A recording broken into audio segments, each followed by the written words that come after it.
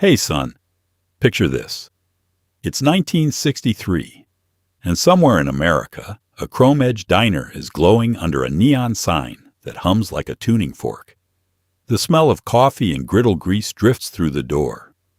Inside, the jukebox is playing something you half remembered, and a waitress in a pale blue uniform is refilling cups without being asked. Tonight, we're stepping into something warmer than your morning coffee and more reliable than your Wi-Fi. Diners in 1960s America. These weren't just restaurants. They were second living rooms.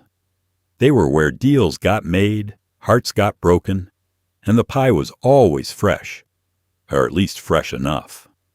If you're enjoying what we do here, go ahead and hit that like button.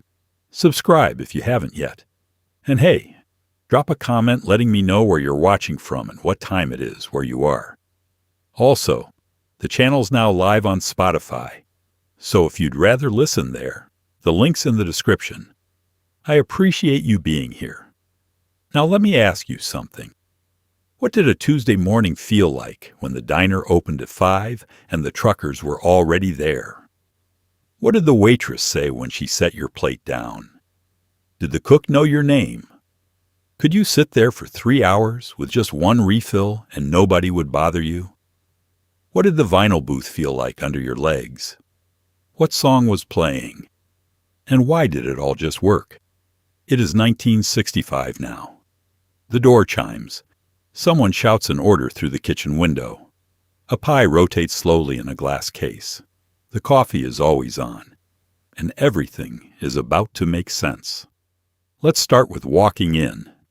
You push through a glass door with a metal handle, and a little bell chimes above your head. The sound is specific. Not a buzz, not a ding, just a small bright chime that tells the waitress someone new has arrived. The air inside hits you first. Warm, heavy with the smell of frying onions, brewed coffee, and something sweet baking in the back. The door is heavy, the kind that pulls shut on its own with a hydraulic hiss. Your hand wraps around chrome that's been touched 10,000 times, worn smooth in the grip. The glass has a decal. The diner's name in script lettering, hours listed below. Open 6 a.m. to 2 a.m. 7 days. The bell above isn't electric. It's an actual brass bell on a spring. And when the door swings, it rings once, maybe twice. That sound matters. It's how the waitress knows to look up. It's how the regulars know someone's coming in from the cold. You step inside and the temperature changes. Outside it might be February, might be raining, might be the middle of July. Inside, it's always 72 degrees, and it smells like breakfast no matter what time it is. The floor is checkered linoleum, black and white squares, scuffed from years of work boots and high heels and kids dragging their feet. To your left is a row of booths along the windows. To your right, the counter. Straight ahead, the kitchen window where you can see the cook moving. Nobody seats you. There's no hostess stand, no wait list, no reservation system. You just pick a spot and sit. If you're alone, you take the counter. If you're with someone, you take a booth. If the place is packed, you wait by the door, and someone will slide over or finish up and leave. The system works because everyone knows the system. The counter is the heart of it, long, straight, running nearly the full length of the diner. The surface is formica made to look like marble, white with gray swirls. There are stools every 2 feet. Round padded seats covered in red vinyl, chrome posts bolted to the floor, chrome footrests about a foot off the ground. Each stool swivels. You can spin all the way around if you want, but nobody does that after age 12. Behind the counter is the workstation. Coffee makers, 3 of them, glass pots sitting on burners, stacks of white plates, rows of mugs hanging from hooks. A soda fountain with steel levers and a drip tray. A milkshake mixer, 2 heads, chrome and loud. A toaster, the kind where you drop the bread in and it pops up on a timer. And above it all, the kitchen window. A wide opening in the wall with a stainless steel ledge where plates get set when orders are up. The counter is where you sit if you want to see everything. You can watch the waitress work, see the cook flip eggs, hear the conversations from the booths behind you. You're part of the machinery. The counter is also where you sit if you're alone and don't want to take up a whole booth. It's efficient. It's communal without being intrusive. You're sitting next to strangers, but you're all facing forward, all watching the same cook, all drinking the same coffee. The physical setup of a diner is simple. It's designed for flow. Customers come in, sit down, get served, eat, pay, leave. There's no lingering at the door, no waiting for someone to acknowledge you. The bell rings, the waitress looks up, and within 30 seconds she's at your table or your stool with a menu and a glass of water. That efficiency is part of what makes diners work. You don't wait. You don't wonder. You sit, and someone takes care of you. It's the kind of place that doesn't announce itself. No host greeting you with a fake smile. No ambiance music piped through speakers. Just the door, the bell, the counter, and the knowledge that you're somewhere that's been here before you arrived and will be here after you leave. She's already walking toward you before you sit down. Pale blue dress, white apron tied at the waist, pen tucked behind her ear, order pad in her pocket. Her shoes are soft-soled and practical. She's been on her feet since 6 this morning, and she'll be there until 2. She doesn't ask if you've been here before. She already knows. Her name is probably Betty or Dottie or Fran. It's stitched on her uniform in cursive, right above the pocket. She's 35 or 50 or 60, and she's worked here long enough that she doesn't need to think about what she's doing. Her movements are automatic. Pull the pad, flip to a clean page, click the pen. She doesn't smile like she's trying to sell you something. She smiles because she's good at her job, and she knows it. The uniform is standard. Light blue or pink, sometimes yellow, always a pastel. Short sleeves, buttons down the front, a belt at the waist. The apron is white, starched, with 2 pockets. One pocket holds the order pad and spare pens. The other holds tips, folded bills she'll count later in the back. Her shoes are white, nurse's shoes, the kind with thick rubber soles that don't slip on greasy floors. Her hair is pinned up or pulled back. Practical. Nothing dangles, nothing gets in the way. She sets a glass of water in front of you without asking. Ice, no lemon unless you request it. The glass is thick, heavy, the kind that doesn't tip easy. She pulls the menu from behind the napkin dispenser and sets it down. Coffee, she asks. You say yes. She's back in 15 seconds with the pot, pouring before you've even opened the menu. The thing about a diner waitress in the 60s is she knows her customers. If you've been in twice, she remembers your face. If you've been in 5 times, she remembers your order. The guy in the corner booth gets decaf, 2 creams. The woman at the counter takes her eggs, scrambled, dry toast, no butter. The waitress doesn't write that down. She just knows. When you walk in the 4th time, she's already pouring your coffee the way you like it. She doesn't hover. She doesn't interrupt your conversation to ask how everything tastes. She checks on you with her eyes. She walks past, glances at your plate, sees if your coffee's low, keeps moving. If you need her, you make eye contact or raise a hand slightly. She's there in 5 seconds. Otherwise, she lets you be. Her job is hard. She works an 8-hour shift, but she's moving the entire time. Walking from the kitchen to the counter, to the booths and back again, carrying plates, pots of coffee, bus tubs full of dirty dishes. Her feet hurt, her back aches. By the end of the shift, her calves are tight and her lower spine feels like it's made of glass. But she doesn't complain. This is the job. It pays $2 an hour plus tips, and the tips are decent if you're good. And she is good. She doesn't forget orders. She doesn't mix up tables. She doesn't spill coffee or drop plates.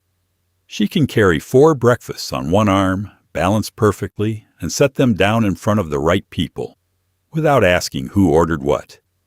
She remembers. That's the skill.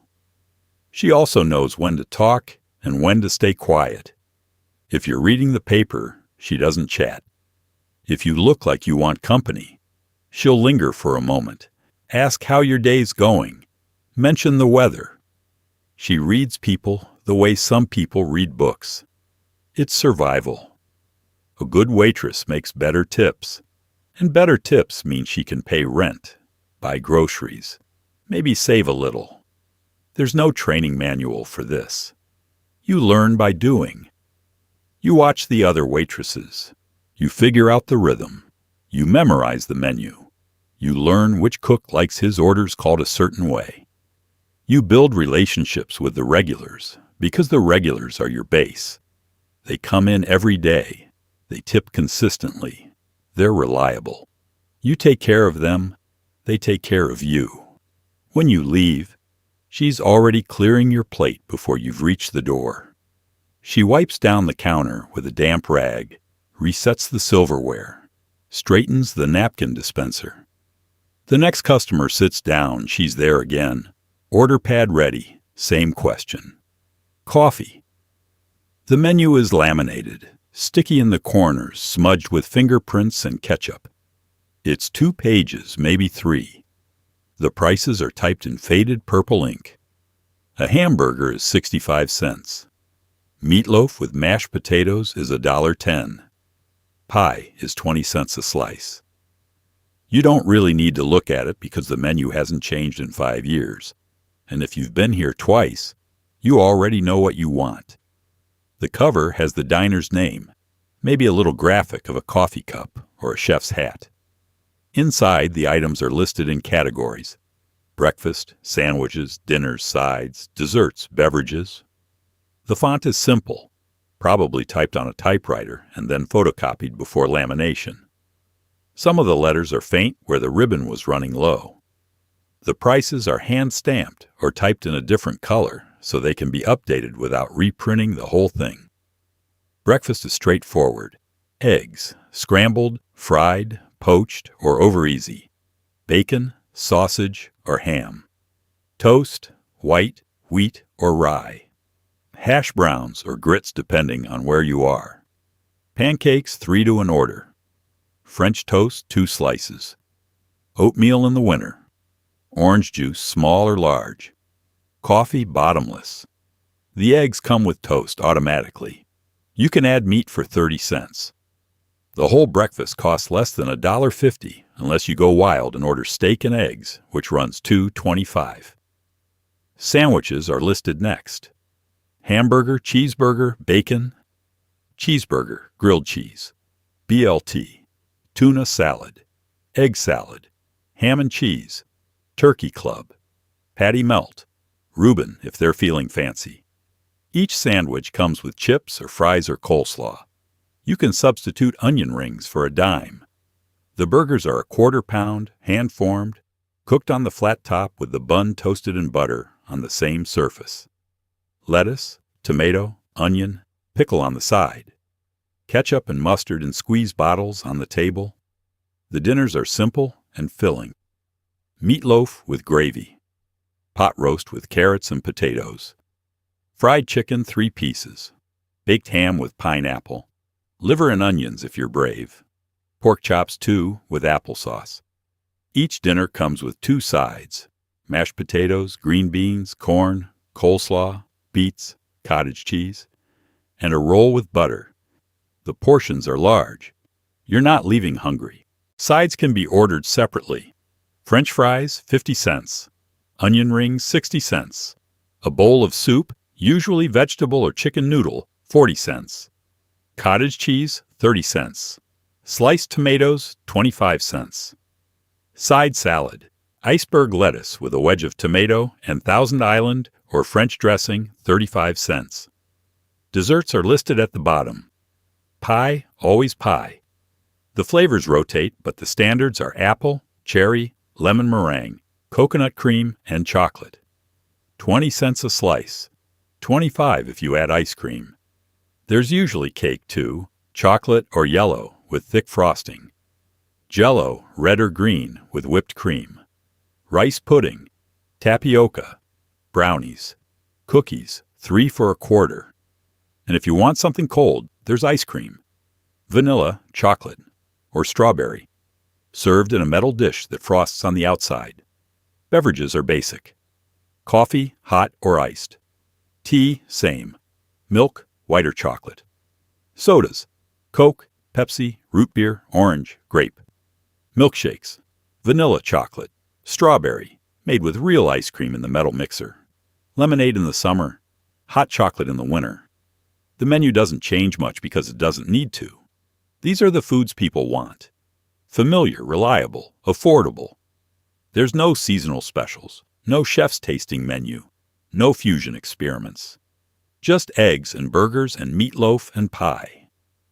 The same things that were on the menu last year and the year before that.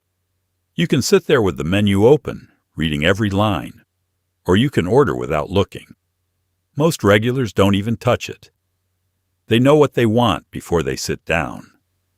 The menu is for newcomers, for people passing through, for the person who can't decide between pancakes and eggs. For everyone else, it's just a prop. You can sit at the counter or take a booth. The booths are red vinyl, cracked in places, patched with duct tape in others. The tables are formica, cigarette burned at the edges. If you sit at the counter, you're on a chrome stool that swivels, bolted to the floor, padded just enough. You face the kitchen window. You watch the cook work. The booths line the windows, usually 4 or 5 on each side. Each booth seats 4 people comfortably, 6 if you squeeze. The benches are long, upholstered in vinyl that's been cleaned 1,000 times with a damp rag and diluted bleach. The vinyl is red, sometimes blue, sometimes green, depending on the diner's color scheme. Over time, it cracks along the seams where people slide in and out. The stuffing shows through in spots. Someone patches it with duct tape, silver or black, smoothed down so it doesn't catch on clothing. It's not pretty, but it works. The seats are firm, not soft. You don't sink in. There's just enough padding to keep you from feeling the plywood underneath. The backrests are high, giving each booth a sense of privacy, even though you can hear everything happening in the booth behind you. The top of the backrest usually has a little chrome trim, decorative, catching the light from the windows. The table is bolted to the floor, immovable. It's formica, the same material as the counter, made to look like marble or wood grain or a solid color. The edges are chrome, rounded, cool to the touch. The surface has been wiped down so many times the pattern has faded in the center where plates usually sit. There are cigarette burns, small black circles where someone set a lit cigarette on the edge and forgot about it. There are scratches, places where a knife slipped or someone carved their initials years ago. On the table, against the wall, is a small rack holding napkins, salt, pepper, ketchup, mustard, and a sugar dispenser. The napkins are white, single-ply, rough. The salt and pepper shakers are glass with metal tops that unscrew for refilling.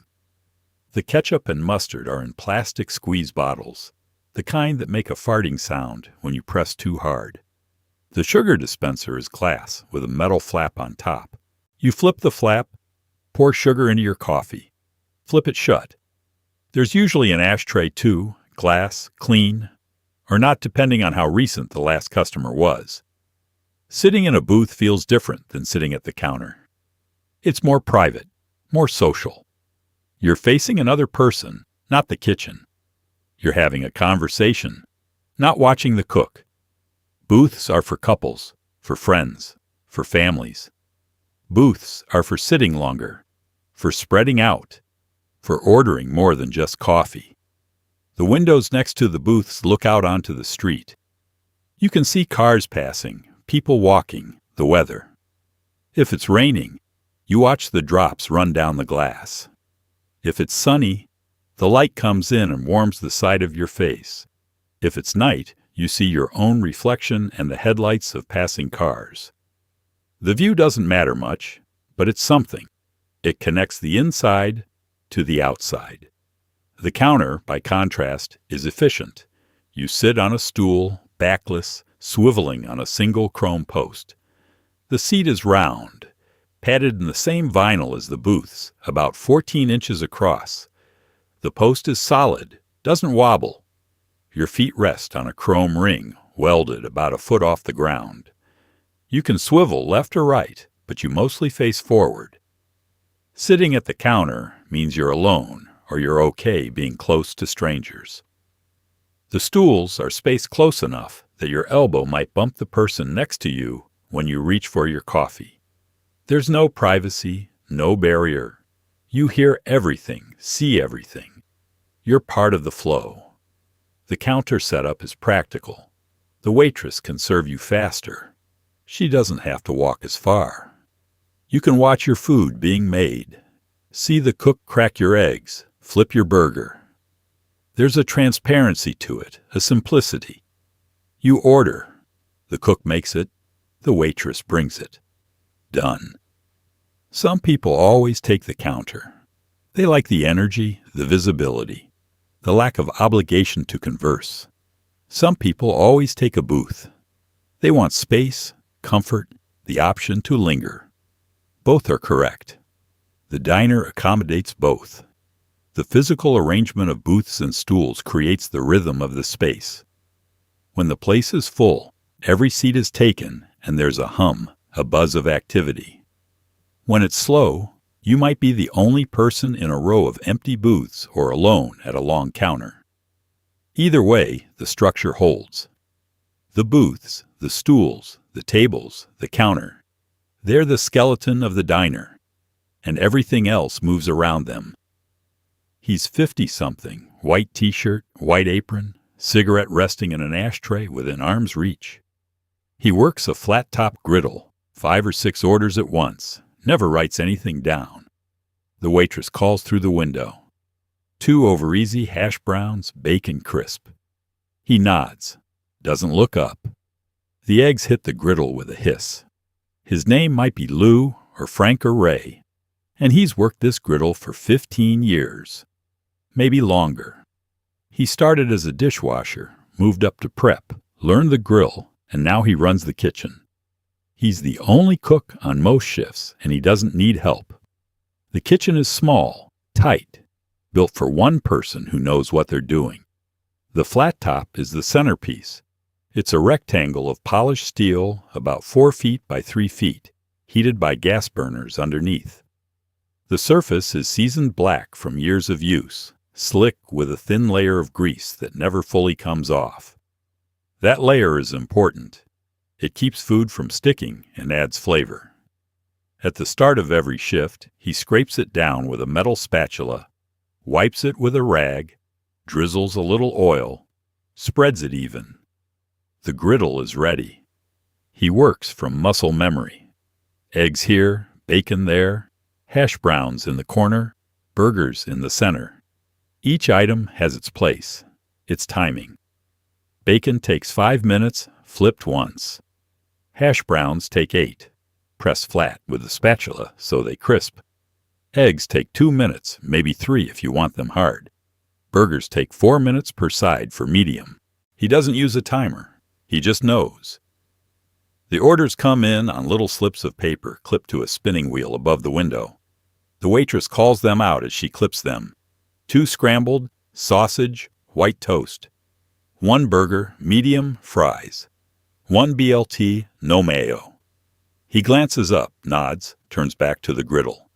He doesn't acknowledge her beyond that. He's already working. His tools are simple. A metal spatula with a wooden handle, worn smooth from years of gripping. A pair of tongs for flipping bacon and sausage. A ladle for pancake batter. A fork for stabbing toast out of the toaster. a knife for slicing tomatoes and onions. Everything is within arm's reach. He doesn't move more than he has to. The rhythm is constant. Crack eggs, flip bacon, press hash browns, flip burgers, drop bread in the toaster, plate the finished order, wipe down the spatula, start the next order. His hands move fast, efficient, no wasted motion. He can cook 6 different breakfasts simultaneously and have them all finish at the same time, ready to go out together. He doesn't talk much. If the waitress asks him a question, he answers in 3 words or less. How long on that burger? 2 minutes. Can you add cheese? Yeah. He's not rude, just focused. The kitchen is loud. The hiss of the griddle, the clatter of plates, the ding of the toaster, the exhaust fan pulling smoke and steam out through the vent. Conversation is effort. His cigarette sits in a metal ashtray on the shelf above the griddle, always lit, rarely smoked. He takes a drag between orders, sets it back down, keeps cooking. The ash gets long, eventually falls. He flicks it into a trash can without looking. Nobody thinks twice about it. Everyone smokes. The cook, the waitress, the customers. It's just part of the air. The uniform is practical. A white t-shirt, sometimes with a pocket, sometimes without. A white apron tied around his waist, stained with grease and coffee and ketchup. No hat, no hairnet, just his own thinning hair, maybe combed, maybe not. His shoes are black, non-slip, the kind with steel toes in case something heavy drops. His hands are scarred, small burns from touching hot metal, cuts from knives that slipped. He's been burned so many times he barely notices anymore. If his forearm brushes the edge of the griddle, he pulls it back, runs it under cold water for 5 seconds, goes back to cooking. No drama, no complaint. Burns are part of the job. So are cuts, so are long hours standing on concrete floors, so is the heat and the smoke and the grease that gets in your hair and on your clothes and never fully washes out. But he's good at it. He takes pride in that. Every egg cooked right, every burger exactly as ordered, every plate that goes out clean and full and hot. He doesn't need praise. He doesn't need recognition. The work itself is enough. When the rush ends, he scrapes down the griddle again, wipes it clean, turns the heat down.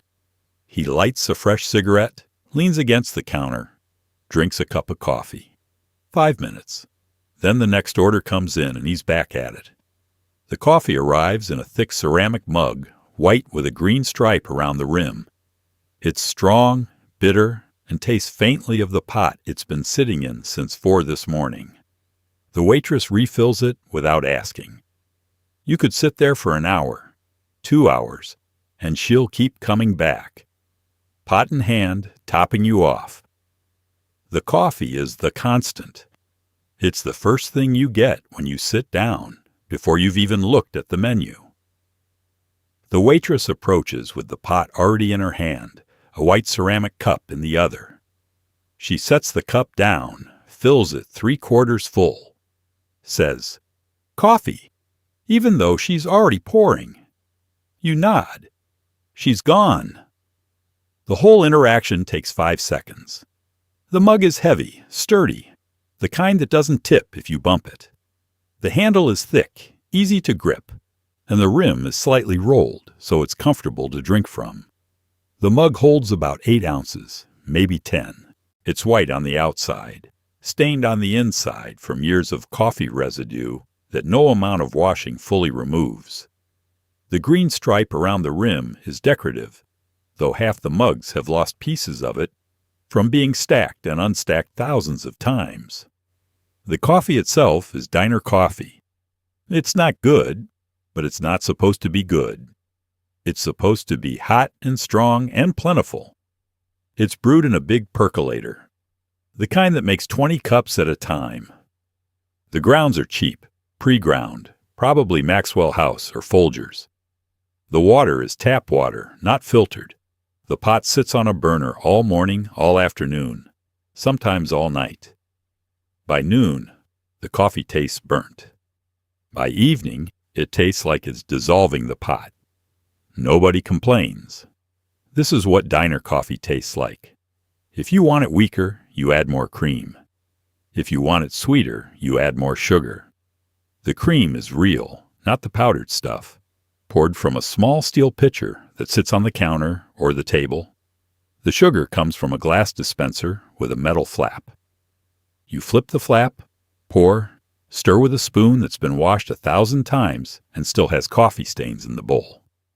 The refills are automatic. The waitress walks past your booth or your stool, pot in hand, and without asking, she tips it over your mug and pours. She doesn't wait for you to say yes.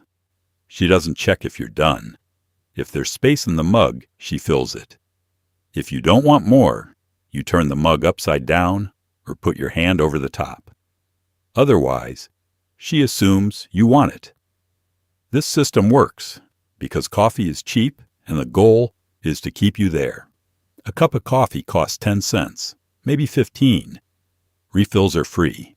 You can sit for 2 hours, drink 6 cups, and still only pay for 1. The diner makes its money on food, not coffee. The coffee is the invitation. It's what gets you in the door, keeps you at the table, makes you feel welcome. The coffee also serves a social function. It's something to do with your hands. If you're sitting alone, you wrap your hands around the mug. Feel the warmth. Take small sips, watch the room. If you're with someone, the coffee punctuates the conversation. You talk, sip, talk, sip. It gives rhythm to the interaction. It's a reason to stay. The pot itself is glass, pear-shaped, with a black plastic handle and a metal band around the top. The waitress holds it by the handle, sometimes wrapping a towel around it if it's too hot. She tilts it forward, pours, tilts it back. She's done this so many times she doesn't spill a drop. She can pour coffee while looking at someone else, while talking, while walking. It's automatic. The burner keeps the pot hot, but it also burns the coffee. By the time the pot's half empty, the coffee at the bottom has been sitting for an hour. Maybe 2. It's thick, almost syrupy, dark as motor oil. Some people like it that way. Some people add more cream to cut the bitterness. Either way, you drink it. It's caffeine. It's warmth. It's free. If you sit at the counter, the coffee pot is always nearby. You can see it sitting on the burner, steam rising from the spout. You can watch the waitress pour cup after cup, working down the line, refilling everyone automatically. If you sit in a booth, she brings the pot to you, holds it while she pours, carries it back. Either way, your cup is never empty for long. The coffee is part of the deal. It's part of why people come back. You know you can sit here, drink as much coffee as you want, and nobody will rush you. You can read the paper, do a crossword, stare out the window, and the coffee keeps coming. That reliability, that consistency, that simple act of refilling without asking, it's a kind of hospitality that doesn't exist in the same way anymore. By the time you leave, you've had 4 cups, maybe 5. You're jittery, overly caffeinated, but you're awake. You leave a quarter on the table for the coffee, $1 for the food. The waitress clears your mug, wipes down the spot, and within a minute someone else is sitting there. The coffee pot comes out again. The cycle continues. It's a Wurlitzer, all chrome and colored lights, sitting against the wall near the back booths. A quarter buys you 3 songs. The selection is a mix. Patsy Cline, Roy Orbison, The Supremes, Elvis. Someone always plays the same song twice. The sound fills the room, but it doesn't drown out conversation. The jukebox is a piece of furniture almost. It's big, maybe 5 feet tall, rounded on top, with a glass front that shows the mechanism inside. When you drop a quarter in the slot, you can watch the arm move, select the record, place the needle. It's mechanical, precise, satisfying to watch. The lights inside pulse in time with the music, blues and reds and greens reflecting off the chrome trim. The selection is written on cards slotted into rows behind the glass. Each card has the song title, the artist, and a number. You flip through them using metal knobs on the side, scrolling up and down until you find what you want. Then you press the corresponding buttons, letter and number. The machine clicks, whirs, and a few seconds later, the music starts. The songs are current, but not cutting edge.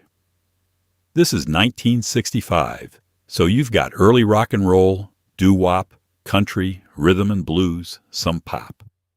The Beatles might be on there, but so is Frank Sinatra. The Ronettes, the Drifters, Johnny Cash, Brenda Lee. The selection reflects the diner's clientele. A little bit of everything, nothing too controversial, nothing too loud. Some songs get played more than others. Crazy by Patsy Cline is on there, and someone plays it at least once a day. Stand By Me by Ben E. King. Oh, Pretty Woman by Roy Orbison. My Girl by The Temptations. These are the songs that define the diner's soundtrack. You hear them so often they become part of the furniture, part of the smell of coffee and bacon, part of the memory. The jukebox is communal. Anyone can play it. You don't have to ask permission, don't have to coordinate with other people. You just drop your quarter, make your selections, and the music plays. If someone else plays something right after you, your songs get cued. Sometimes there's a wait. Sometimes you finish your meal and leave before your third song plays. That's fine. Someone else gets to hear it. The volume is set by the owner, usually somewhere between background and foreground. Loud enough to hear clearly, quiet enough that you can still talk. It's not blaring, it's not intrusive. It's just there, filling the spaces between conversations, covering the awkward silences, giving the diner a sense of life and movement.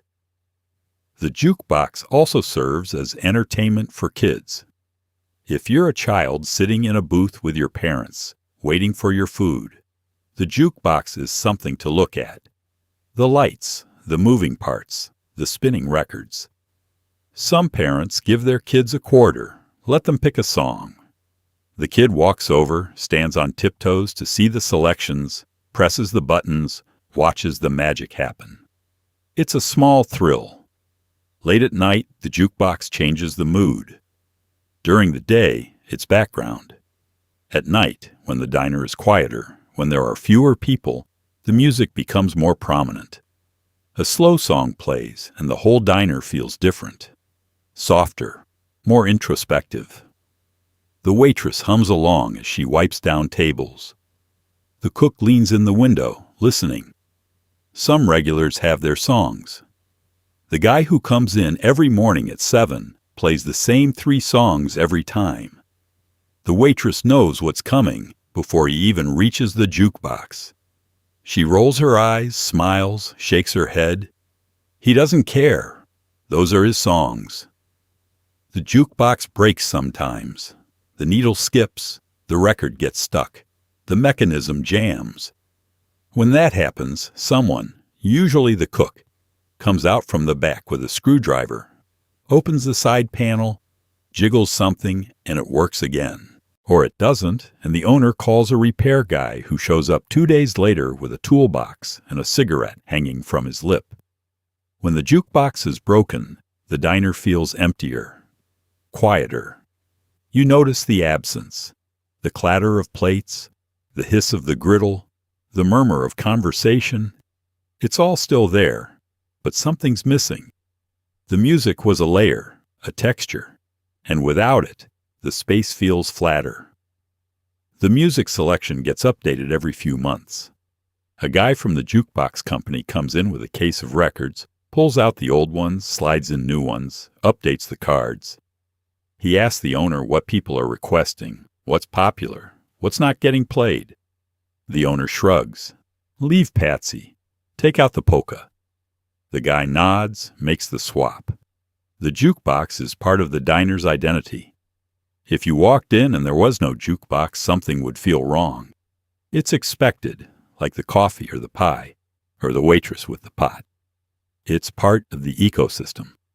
And when you leave, when you're walking to your car or down the street, sometimes the song is still playing in your head. That's the jukebox doing its job. There are people who sit in the same place every single day. The man in the far booth by the window comes in at 7:15, orders scrambled eggs and wheat toast, reads the paper for an hour. The woman at the counter, third stool from the left, drinks black coffee and smokes parliaments. Nobody takes their spot. It's just understood. The regulars are the backbone of the diner. They're the ones who keep it alive on slow days, who tip consistently, who the waitress knows by name. They don't need menus. They don't need to be greeted. They walk in, the bell chimes, and the waitress is already pouring their coffee, already calling their order back to the cook.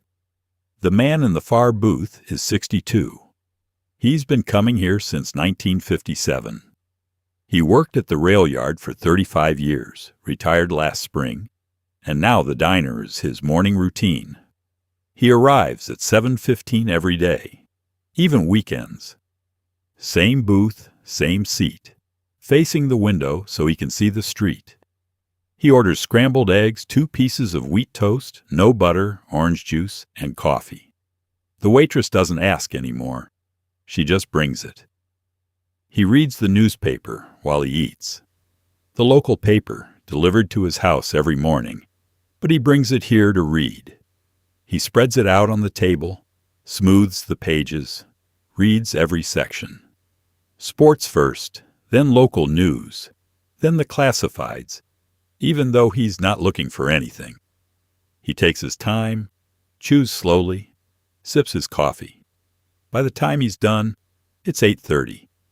He folds the paper, leaves it on the table for the next person, pays at the register, tips $1. Same every day. The woman at the counter is 40-something, works the early shift at the telephone exchange. She comes in at 6, sits third stool from the left, drinks 2 cups of black coffee, smokes 3 cigarettes, leaves by 6:20. She doesn't eat, just coffee and cigarettes. The waitress has her mug ready before she sits down. The woman nods, lights a cigarette, stares at nothing in particular. She's tired.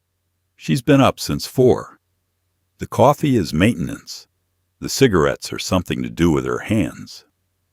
There's a group of older men who come in mid-morning after the breakfast rush. 4 of them, sometimes 5. They take the big corner booth, spread out, order coffee in Danish or toast, and talk for 2 hours. They've been doing this for years. Same booth, same time, same conversations. They talk about the weather, the government, the highway construction, the new grocery store. They complain about their wives, their doctors, their lawns. They laugh at the same jokes. They leave quarters on the table and shuffle out one by one. There's a young woman who comes in late afternoon, sits at the counter, orders a grilled cheese and a Coke, does her homework. She's in high school, maybe college. The diner is quieter than her house, more private than the library. She spreads her books out, writes in a spiral notebook, occasionally looks up at the cook or the waitress or the other customers. She stays for an hour, sometimes 2. The waitress refills her Coke without asking. When she's done, she packs up, leaves $1, waves on her way out. The regulars create a rhythm. The waitress plans her shift around them. She knows the morning guy will be there at 7:15, knows the telephone lady will be gone by 6:20, knows the group of men will take the corner booth at 9. She builds the flow of the day around these fixed points. They're predictable, and in a job where everything else is chaos, predictable is valuable. The regulars also train new waitresses. When someone new starts, she learns by watching. She sees the older waitress pour the coffee before the telephone lady even sits down. She sees the scrambled eggs go out at 7:20 without an order being called. She asks, "How did you know?" The older waitress shrugs. She comes in every day. Same thing every time. You'll learn. The diner is their space. Not officially, but effectively. The man in the far booth isn't paying rent. But that's his booth. The woman at the counter doesn't own the third stool, but it's hers. If a stranger sits there, it feels wrong. The waitress might gently suggest another seat. "That one's a little wobbly. Why don't you take this one instead?" The stranger moves. The regular arrives. Order is restored. There's comfort in this. For the regulars, the diner is consistency in a world that's constantly changing. They know what to expect. They know the waitress will remember their order. They know the coffee will be hot. They know their spot will be available. That reliability is worth something. It's worth the daily trip, the dollar tip, the small interactions that accumulate into a relationship. For the diner, the regulars are stability. They're guaranteed income day after day. They're also advertising. If the same people keep coming back, the place must be good. New customers see the regulars, see the familiarity, feel reassured. This is a place where people belong. The regulars rarely talk to each other. The man in the booth doesn't know the woman at the counter.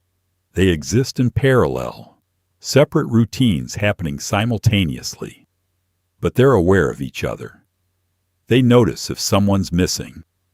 If the telephone lady doesn't come in one morning, the waitress wonders. If the man in the booth is late, she glances at the door. When they return, there's a quiet acknowledgement. Everything's okay. The routine continues. When your breakfast arrives, it covers the entire plate. 2 eggs, 3 strips of bacon, hash browns fried in butter, 2 slices of toast with grape jelly in those little plastic cups. The eggs are cooked exactly how you said, the bacon is crisp, and the hash browns are golden and salted just right. It costs 85 cents. The plate is white, heavy ceramic, warm from sitting under the heat lamp while the cook finished the order. The waitress sets it down in front of you with a soft clink against the formica. She doesn't say anything, just sets it down, maybe refills your coffee, walks away. The plate is full, not stacked, not overflowing, but full. Every inch of the surface has food on it. The eggs are in the center, 2 of them cooked to order. If you said over easy, the yolks are runny and the whites are just set. If you said scrambled, they're soft and fluffy, cooked in butter, still steaming. If you said sunny side up, the yolks stare back at you like yellow eyes. The cook doesn't guess. He cooks them exactly how you asked. The bacon is on the side. 3 strips, fried crisp. Not limp, not chewy, but crisp enough that it cracks when you bite it. The fat has rendered out, leaving the meat dark and caramelized. It's salty, smoky, and it's the first thing you eat because it's perfect and you know it won't stay crisp forever. The hash browns take up 1/4 of the plate. They're shredded potatoes, fried on the flat top in butter. Press flat with a spatula so the edges get crispy and brown. The inside is soft, the outside is crunchy, and they're salted and peppered just enough. You can taste the butter. You can taste the griddle. They're simple, and they're exactly what hash browns should be. The toast sits on the edge of the plate. 2 slices, white or wheat depending on what you ordered. It's been dropped in the toaster, popped up, and buttered while it's still hot so the butter melts into the bread. It's cut diagonally, corner to corner, 2 triangles per slice. Next to it are 2 small plastic cups of jelly, the kind with the peel-off foil top. Grape, usually, sometimes strawberry. You peel the foil, use your knife to spread it on the toast, take a bite. The sweetness balances the salt from the bacon and the eggs. The portions are generous. This isn't a continental breakfast, isn't a light meal. This is food meant to fuel a full day of work. The cook doesn't skimp. 2 eggs means 2 eggs. 3 strips of bacon means 3 full strips, not 2.5. The hash browns cover the plate. The toast is real bread, not a single thin slice. You're getting your money's worth, and then some. You eat slowly, methodically. Bite of eggs, bite of bacon, bite of hash browns, bite of toast. Sip of coffee, repeat. The food is hot, which means you can't rush. You have to pace yourself, let the bacon cool, let the eggs settle. The yolk breaks and runs into the hash browns, and you mix it all together with your fork. It's not elegant, but it's satisfying. The diner breakfast is built for function, not presentation. There's no garnish, no parsley, no artful arrangement. The food is placed on the plate in whatever configuration fit. The eggs might be touching the bacon. The hash browns might overlap the toast. It doesn't matter. It all ends up in the same place. The taste is simple. Salt, butter, grease, smoke. These are the flavors of a diner breakfast. There's no exotic spice, no complex sauce, no molecular gastronomy. Just eggs cooked in butter, bacon fried crisp, potatoes fried brown, bread toasted and buttered. The ingredients are basic. The technique is basic. But when it's done right, it's perfect. You finish the plate or you don't. If you can't finish, the waitress doesn't judge. She just clears it, asks if you want a box. Most people finish. The food is too good to waste, and besides, you paid for it. You wipe the plate with the last piece of toast, soak up the remaining yolk, chew, swallow, sit back. You're full. Not stuffed, but full. Satisfied. The check arrives face down on the table. You flip it over. Breakfast special, 85 cents. Coffee, 10 cents. Total, 95 cents. You leave $1, maybe $1.25. The waitress clears the plate, wipes down the table, resets the silverware. The next person sits down. The cycle continues. That breakfast plate, that simple combination of eggs and bacon and hash browns and toast, is a kind of contract. You pay less than $1, and in return you get a meal that fills you, cooked well, served hot, no questions asked. It's not fancy. It doesn't need to be. It's reliable, and reliability is its own kind of luxury. Between 11:30 and 1, the diner is a machine. Every booth is full. The counter is lined. The waitress moves like she's choreographed. Order pad flipping, coffee pouring, plates sliding. The cook is a blur. Orders come in, food goes out. Nobody waits long. Nobody complains. The lunch rush starts at 11:30. You can almost set your watch by it. The first wave comes in. Office workers on their lunch break, construction crews, salesmen, shop clerks. They have 45 minutes, maybe an hour. They need to eat fast, get back to work. The diner understands this. Everything is built for speed. The waitress is already moving before they sit down. She knows what's coming. She's worked enough lunch shifts to anticipate. She's got menus in hand, water glasses filled, coffee pot ready. As people sit, she's there. What can I get you? No small talk, no delay. Just a question. They order. She writes, tears off the slip, clips it to the wheel in the kitchen window, calls it out to the cook. Burger medium, fries, BLT, chips, meatloaf, mashed green beans. The cook nods. He's already started. The kitchen window becomes the focal point. The cook is working 4, 5, 6 orders at once. Burgers on the griddle, fries in the fryer, meatloaf in the oven, soup on the stove. He moves in a pattern, a rhythm, checking each station, flipping, stirring, plating. The waitress appears at the window every 30 seconds.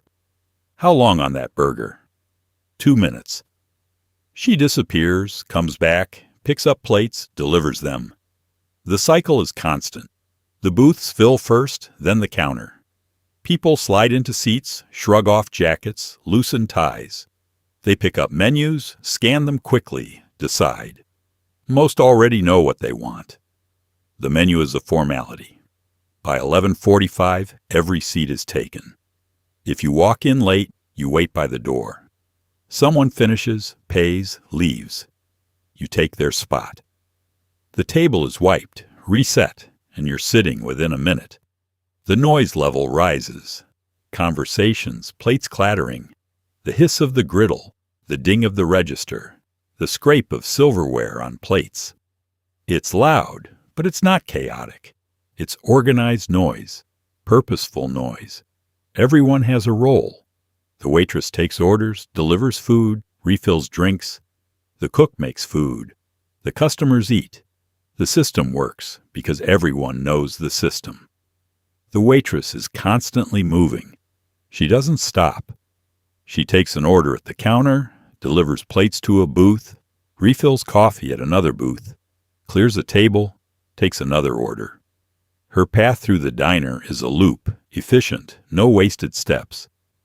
She carries multiple plates at once, balanced on her arm, 3 or 4 at a time. She sets them down without asking who ordered what. She remembers, or she knows by position. Either way, everyone gets the right plate. The cook is in the zone.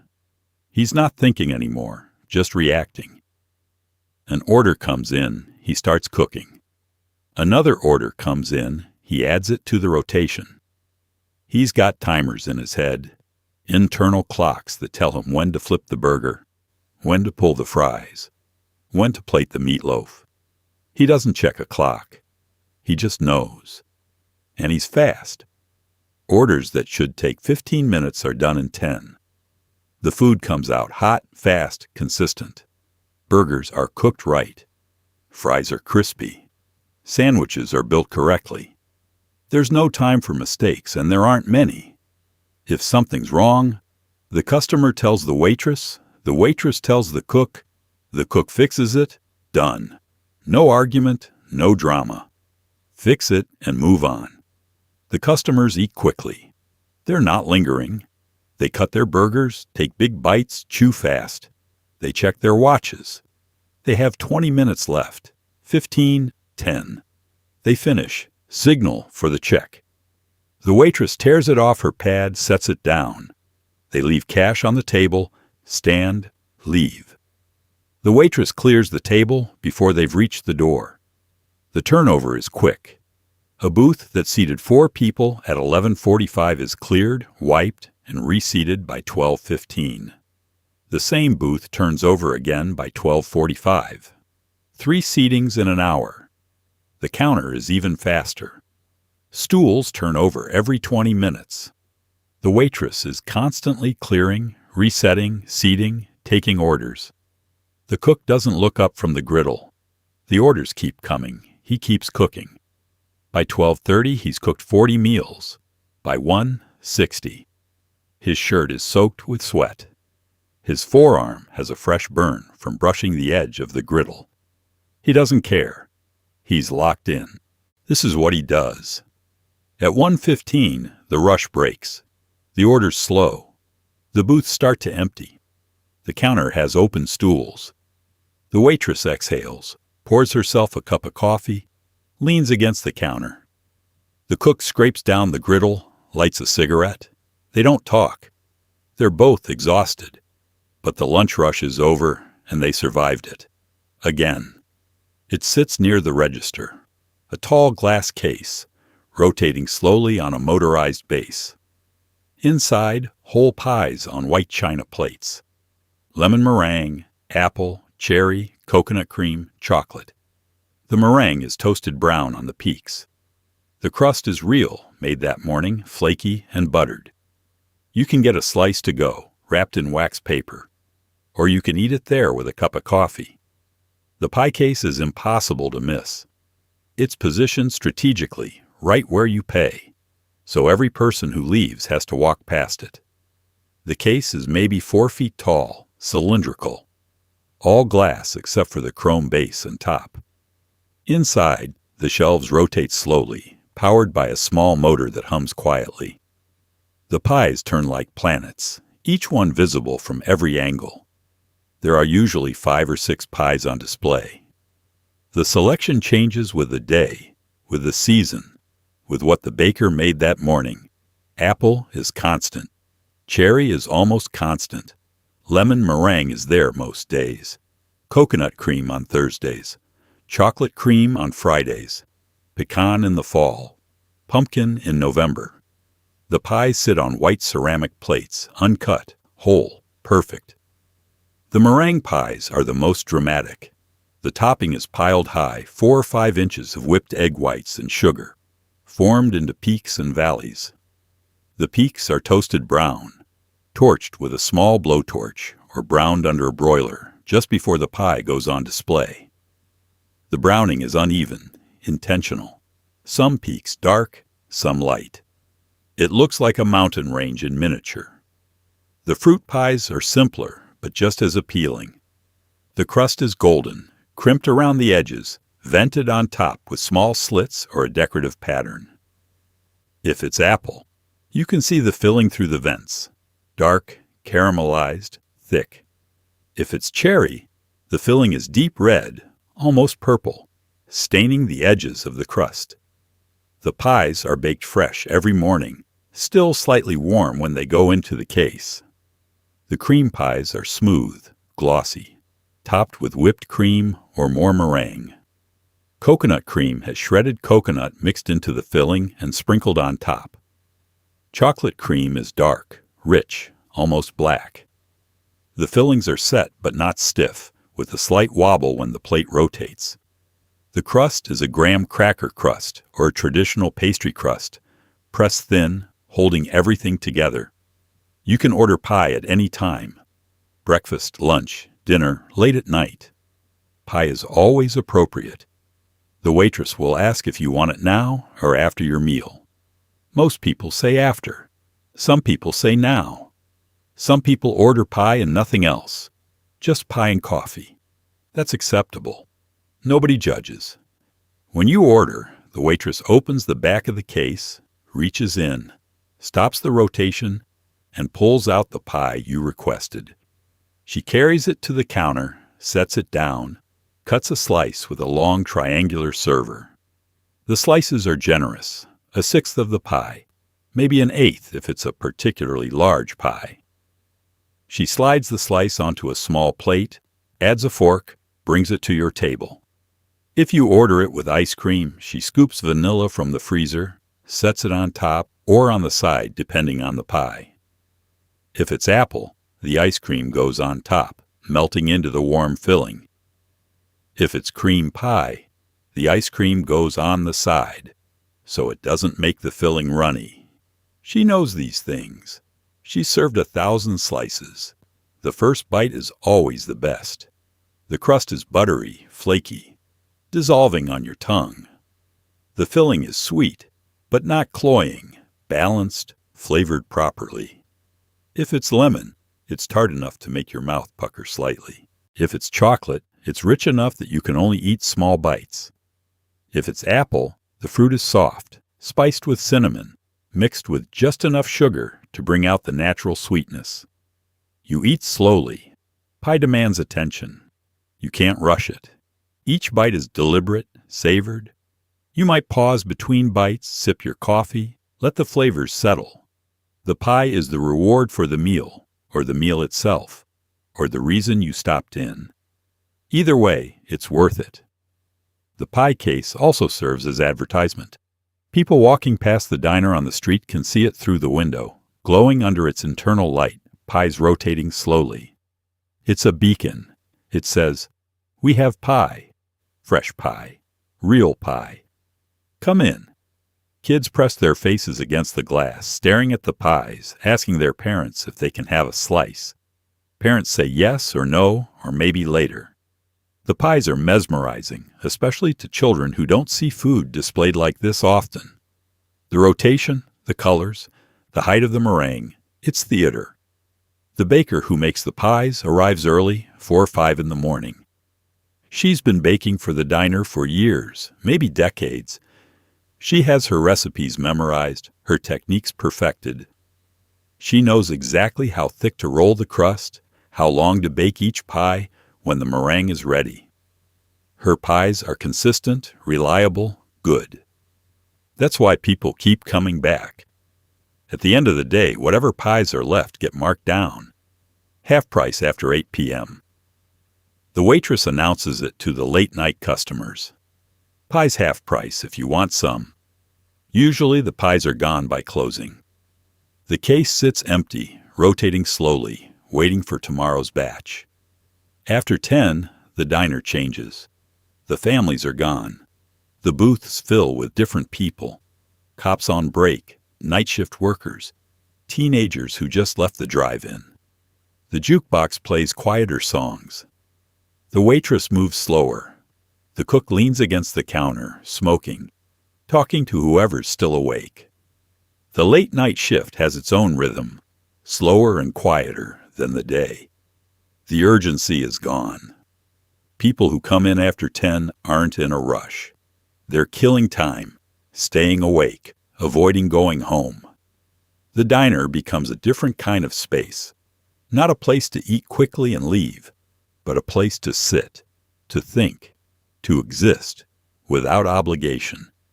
The customers are different too. The cops come in around 11, usually 2 of them, partners on patrol.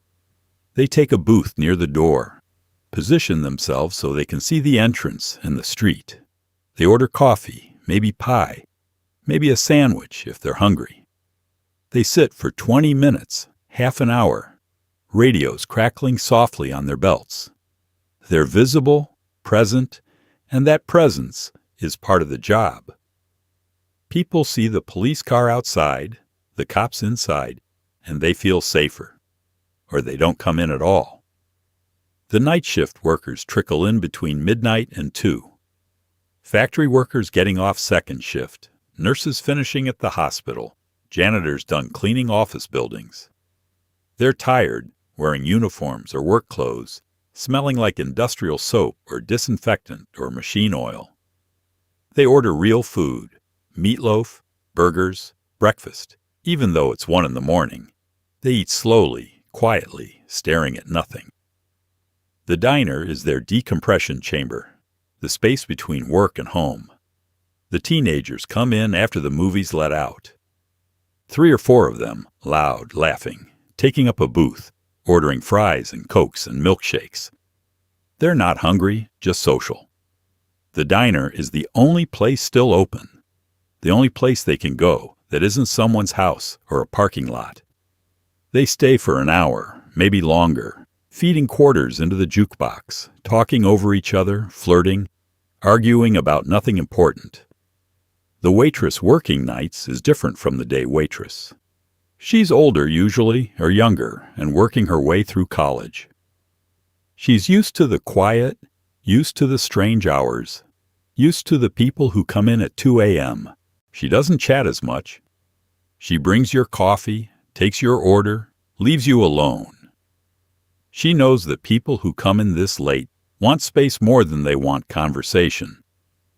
The cook on the night shift is often the owner, or the owner's son, or someone who's been around long enough to be trusted with the keys. He works slower than the day cook. There's no rush, no line of tickets, no lunch crowd to feed. An order comes in. He makes it, it goes out. He has time to smoke a whole cigarette, time to read the paper, time to talk to the waitress or a regular. The diner feels bigger at night. The same space that felt packed and loud at noon feels empty and quiet at midnight. The fluorescent lights seem brighter against the darkness outside. The windows reflect the interior, turning the glass into mirrors. You see yourself sitting there. See the waitress moving behind the counter. See the cook in the kitchen window. It's like being in a fishbowl, visible from the outside, but contained, separate from the world. The conversations are different too. Quieter, more personal.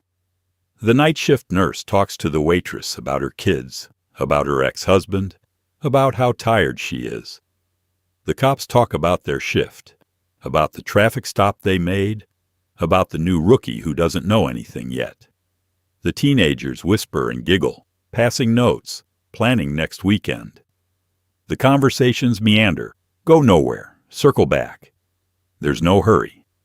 The menu is the same, but people order differently.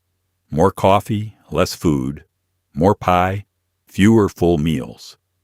Breakfast at midnight is common. Eggs and bacon and toast when the rest of the world is sleeping. The cook doesn't question it.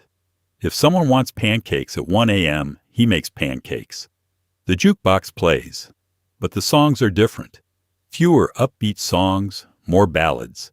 Patsy Cline singing Crazy. Roy Orbison singing Crying. The mood is melancholy, reflective. The music fills the space without demanding attention. It's background, atmosphere, a soundtrack for people who are awake when they should be asleep. The pace is languid. The waitress doesn't rush to clear tables. The cook doesn't rush to finish orders. Customers sit for hours sometimes, nursing a single cup of coffee, staring out the window at the empty street. Nobody tells them to leave. The diner's open, and as long as it's open, they can stay. Occasionally, someone comes in who's drunk or high or mentally unstable. The waitress handles it calmly, firmly. If they're just talking to themselves, she serves them, lets them be. If they're disruptive, she tells them to leave.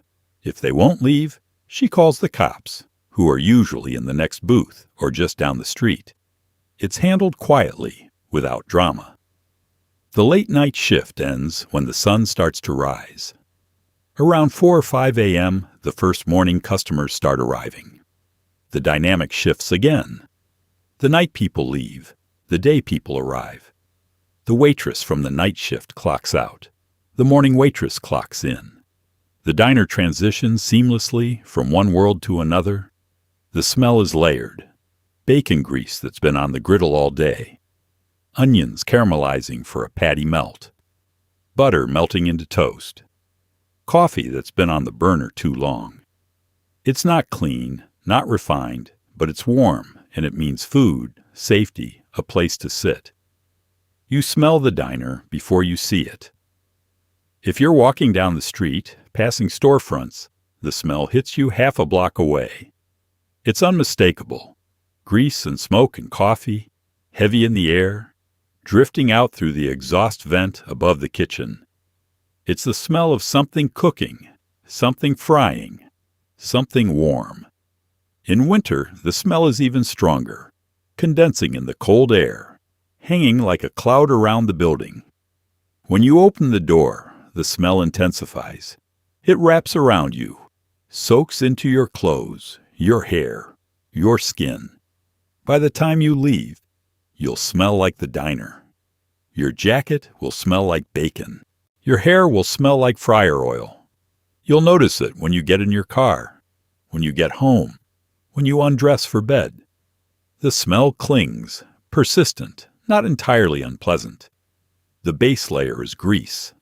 The griddle has been cooking bacon and sausage and burgers since 6 this morning, and all that fat has rendered out, pooled, evaporated, and settled on every surface. The air is thick with it. You can almost taste it when you breathe. It coats your tongue, your throat. It's not appetizing in the abstract, but in context, in the diner, it's the smell of food being made, of hunger being satisfied. On top of the grease is the smell of onions. Someone ordered a patty melt or a burger with grilled onions, and the cook has sliced them, thrown them on the griddle, let them sit and soften and brown. Onions caramelizing smell sweet, almost sugary, with a sharp edge that makes your eyes water if you're standing too close.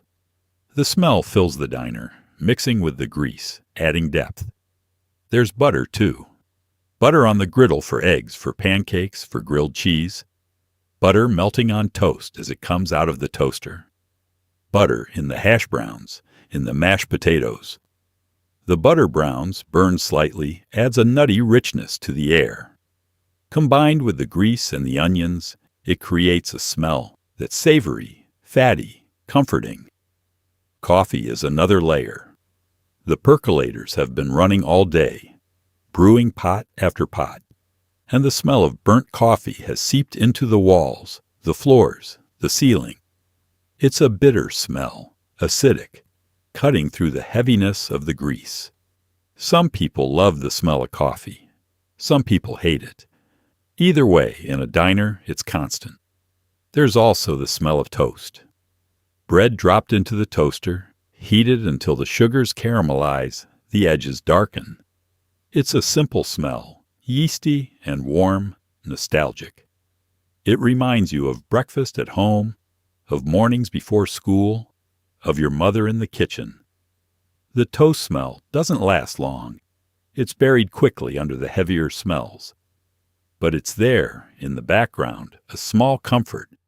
If it's lunchtime, there's the smell of soup, usually vegetable or chicken noodle, simmering on the stove in a big pot. The steam rises, carrying the smell of broth, celery, carrots, sometimes tomato.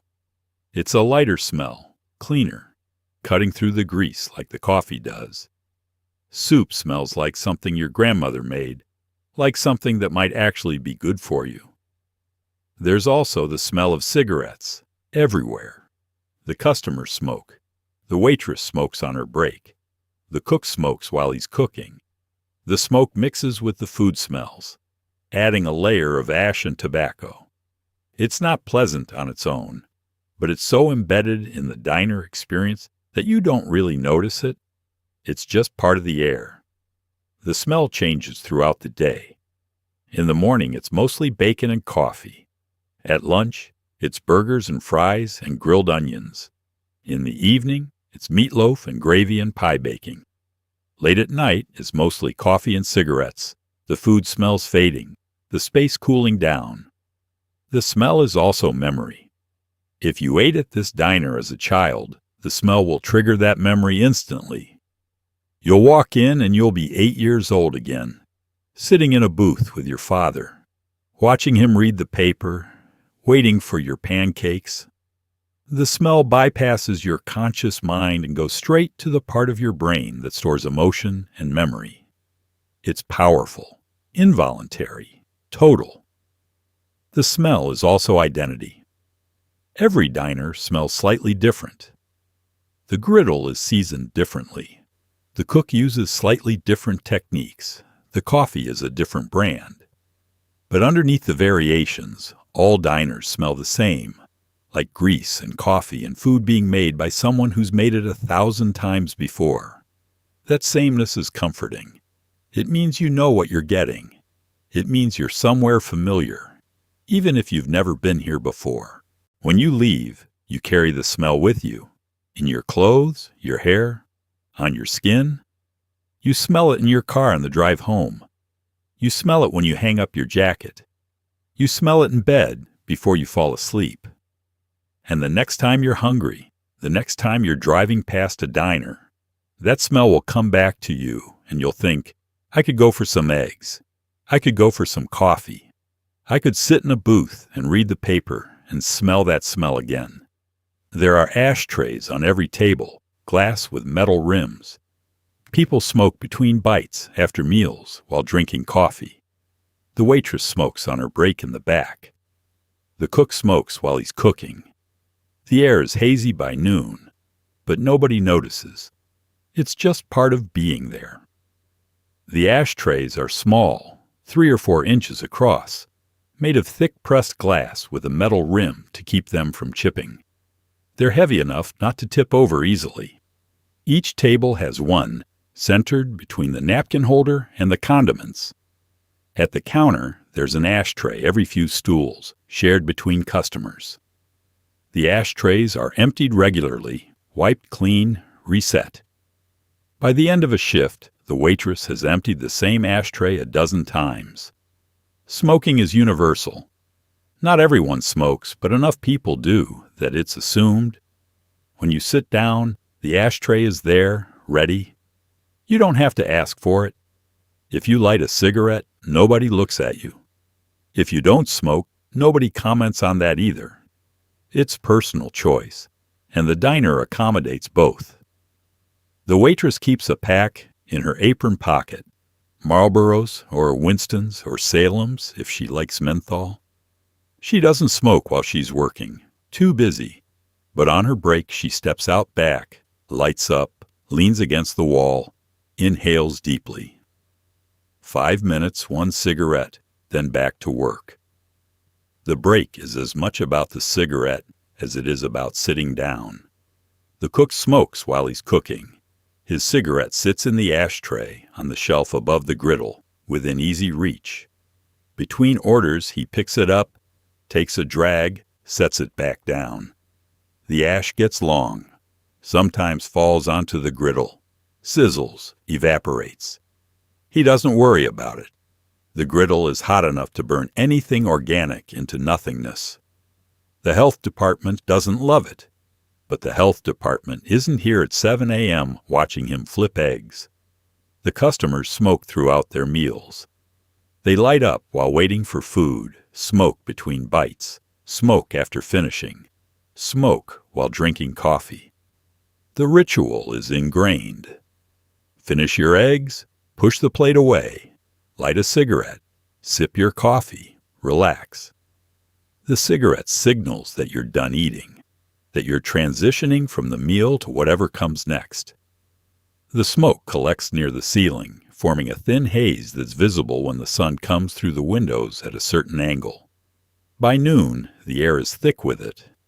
By evening, the haze is a permanent layer. The smell of smoke mixes with the smell of food, creating the signature diner scent.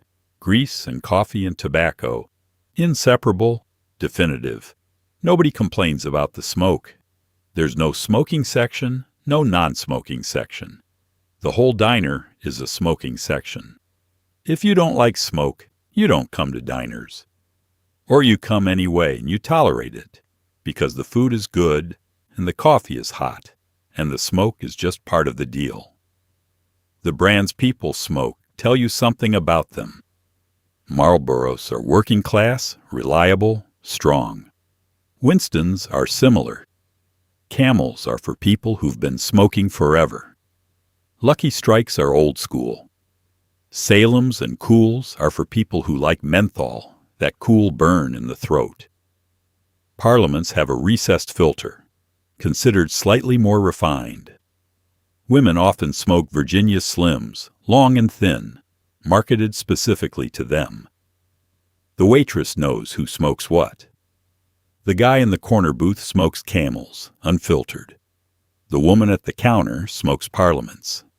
The cook smokes whatever's cheapest. She doesn't need to ask.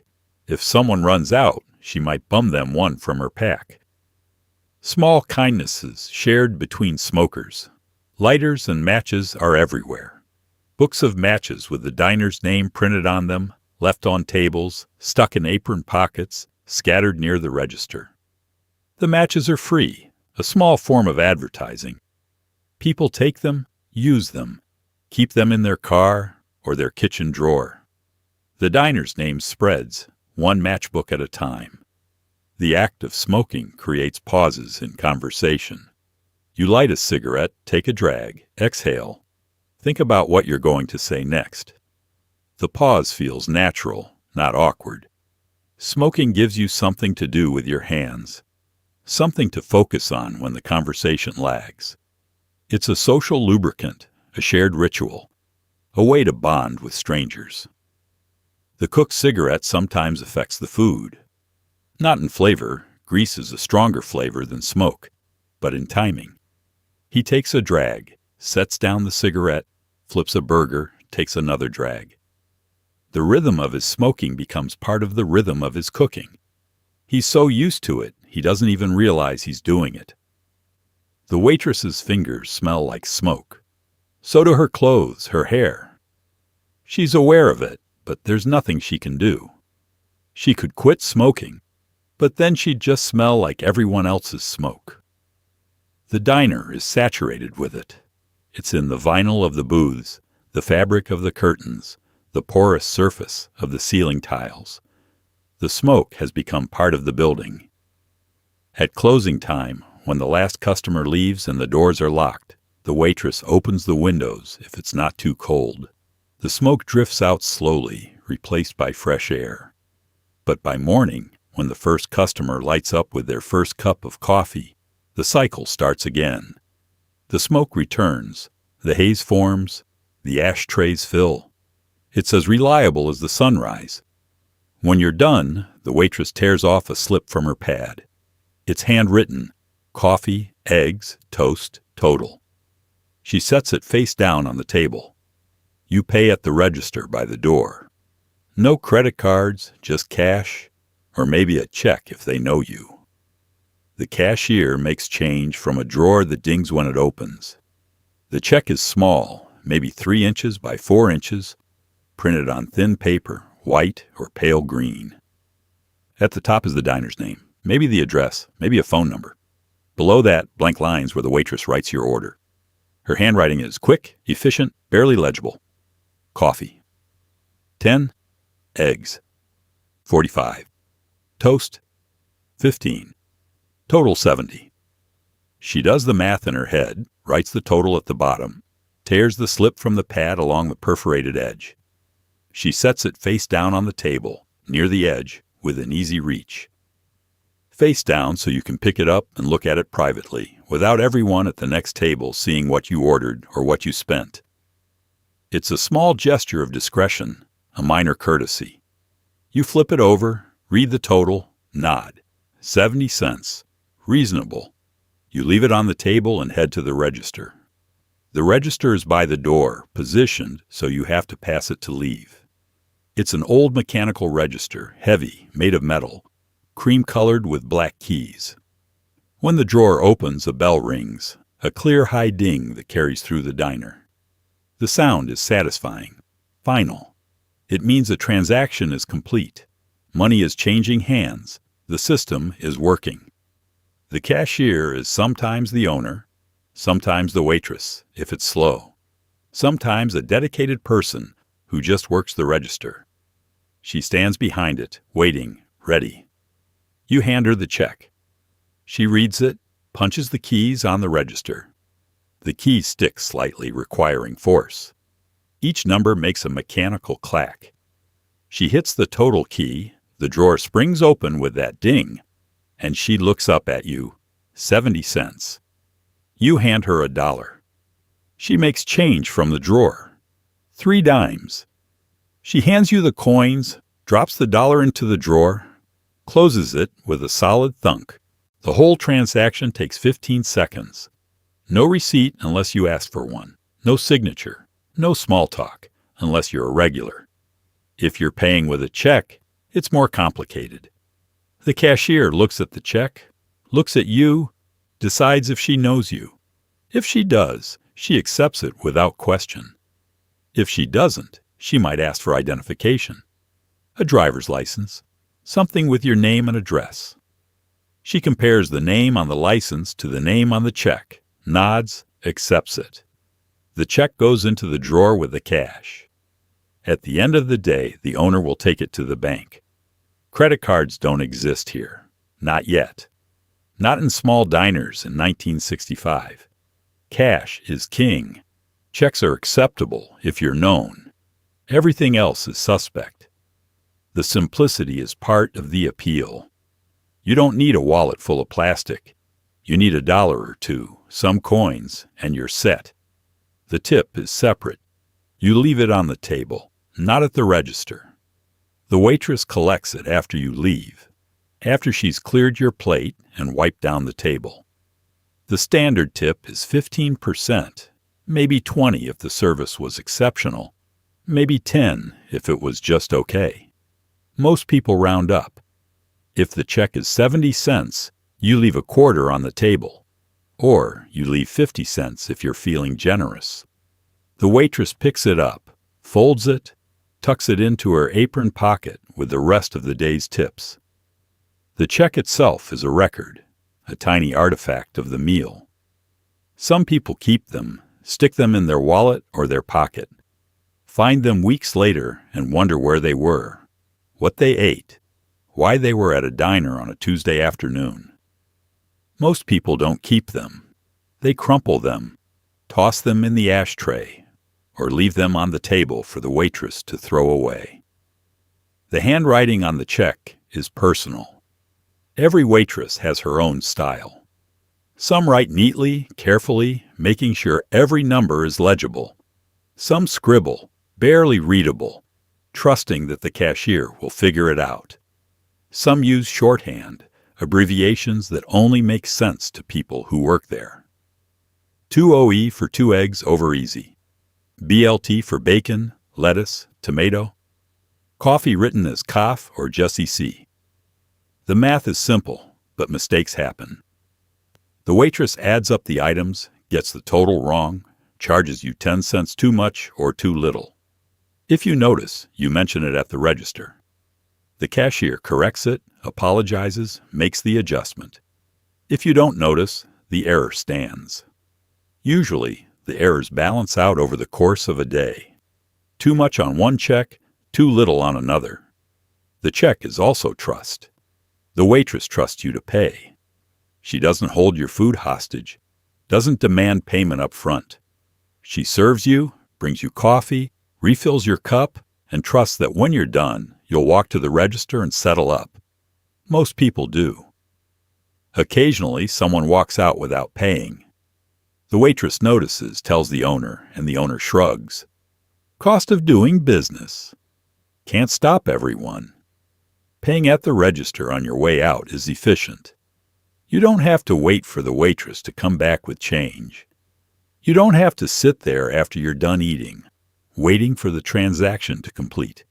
You just stand, walk to the door, stop at the register, pay, leave. 30 seconds and you're out. The ding of the register is the last sound you hear as you leave. It's a sound that means transaction complete, meal finished. Thank you. Come again. And most people do come again because the food is good, the coffee is hot, and paying is easy. Just 70 cents, and you're fed. That's the deal. That's how it works. You hear everything. The couple 2 booths over arguing quietly. The truck driver telling the waitress about the highway. The old man at the counter talking to himself, or maybe to the cook.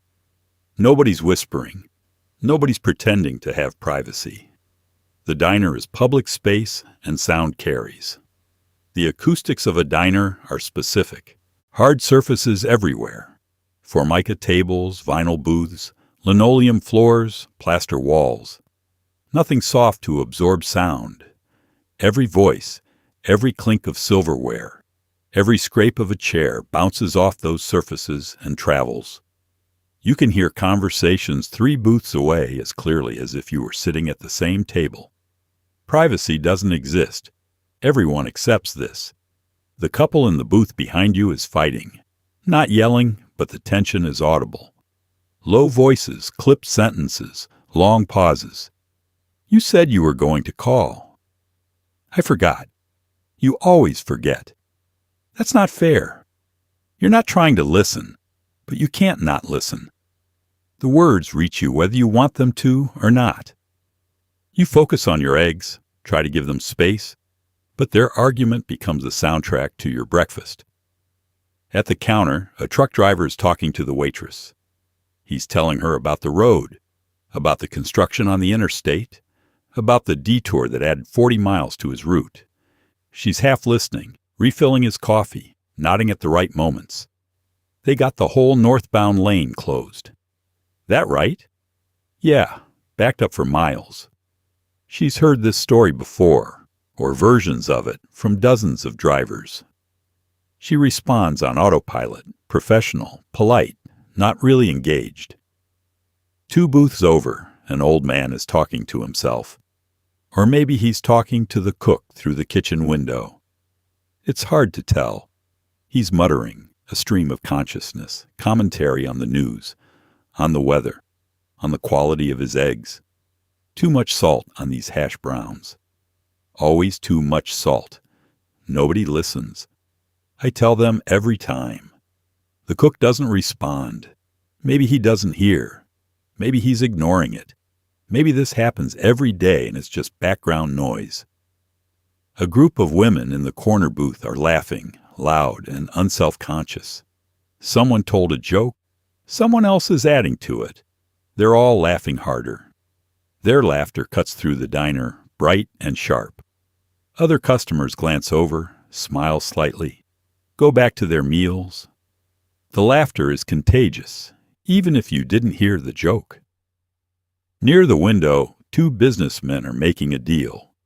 You can tell from the tone, from the pauses, from the way they're leaning in. One is selling, the other is considering. Papers spread out on the table, a pen moving between them. If we can settle on a price, depends on delivery. We can work with that. Their voices are low but distinct. You catch fragments, enough to understand the shape of the conversation, if not the details.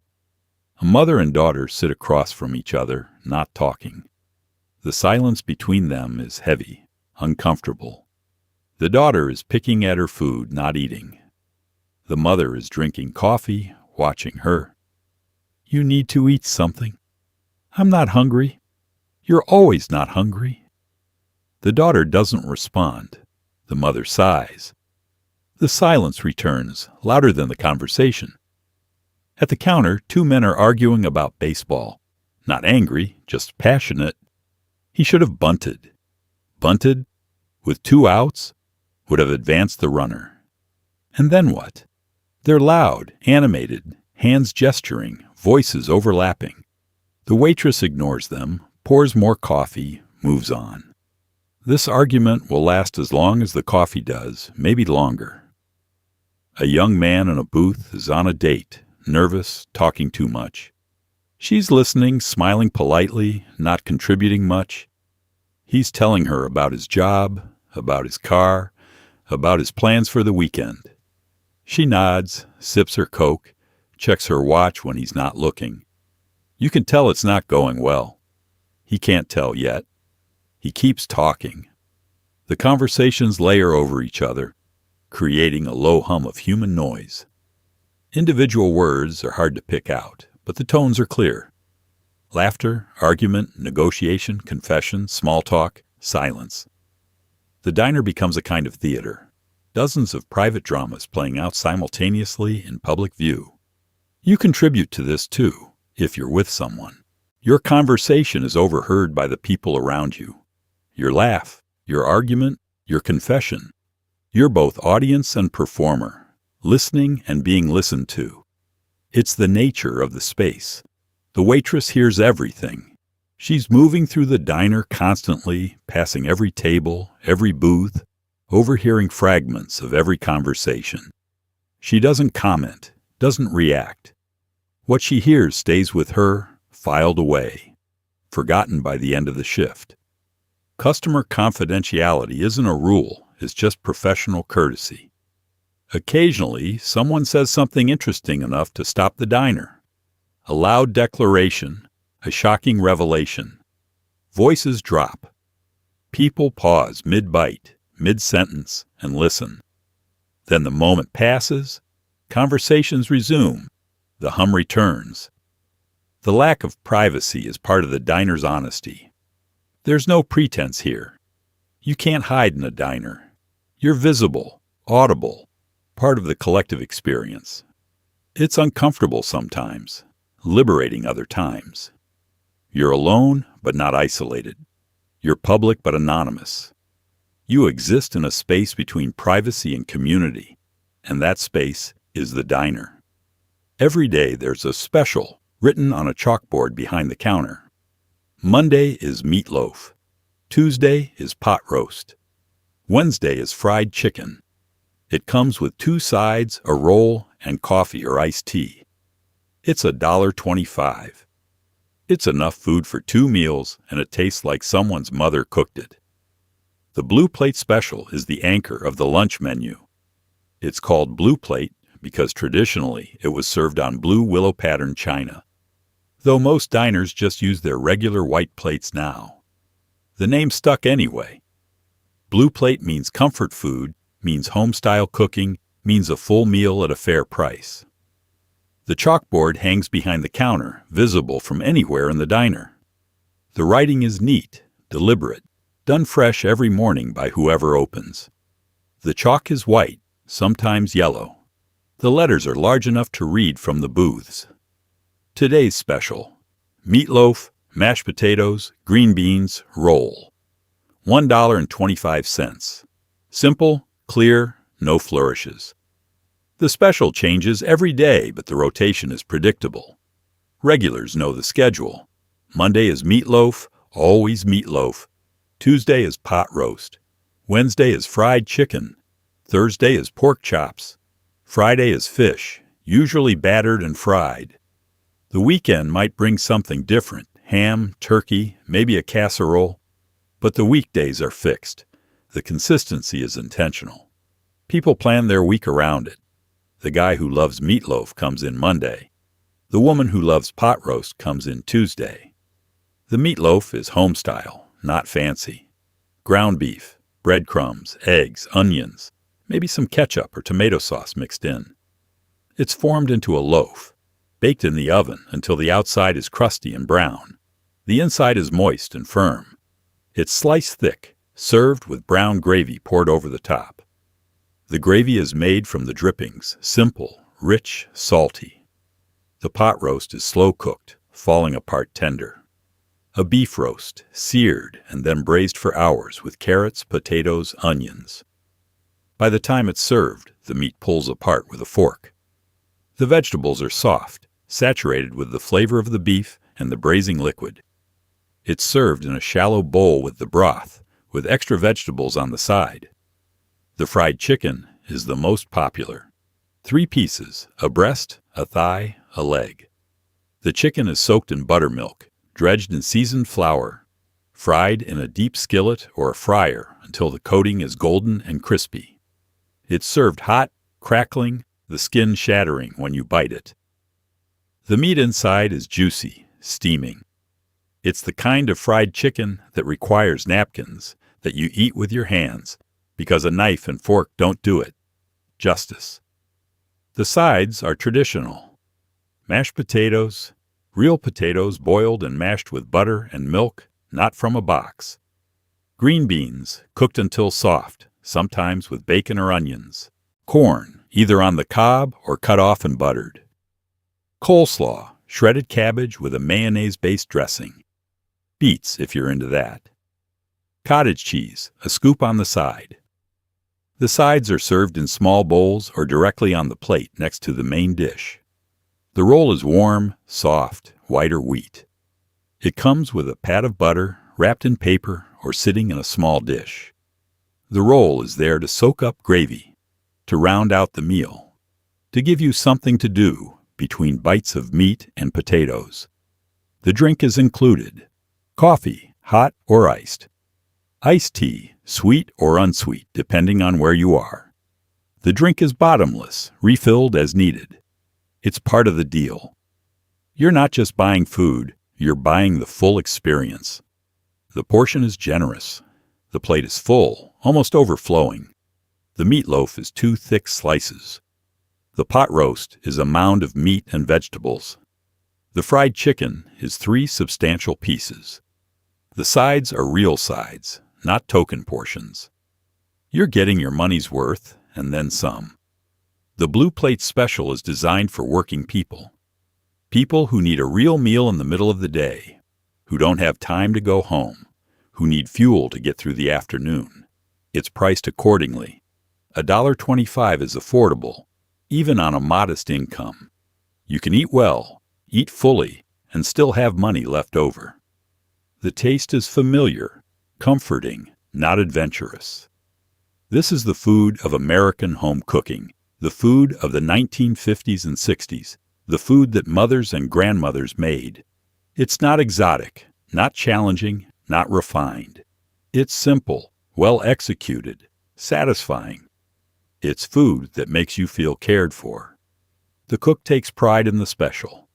It's his chance to show what he can do beyond eggs and burgers. He makes the meatloaf from scratch every Monday morning. He starts the pot roast the night before, lets it braise overnight. He fries the chicken fresh to order, never in advance. The special is his signature, his reputation. If the special is good, people come back. If it's not, they go somewhere else. The special also brings in customers who might not otherwise come. Someone who doesn't usually eat at diners hears about the Friday fish fry, decides to try it, becomes a regular. The special is a gateway, an introduction, a reason to give the place a chance. By the end of lunch, the special is usually sold out.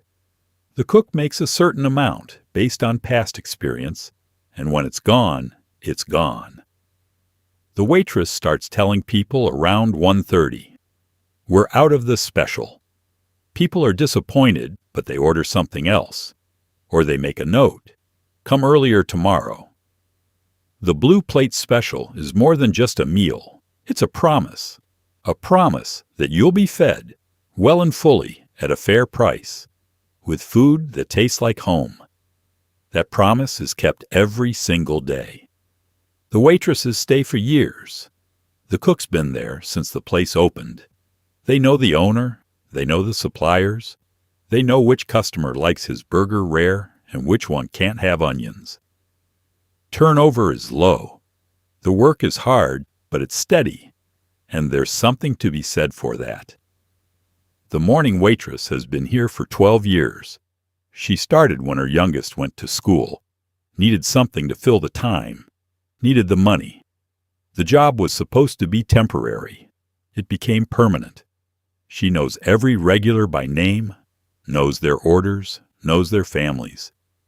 When the guy in the corner booth's wife died last year, she sent flowers. When the woman at the counter had a baby, she bought a card, got everyone to sign it. The cook started as a dishwasher in 1952. He was 23, just back from Korea, needed a job, any job.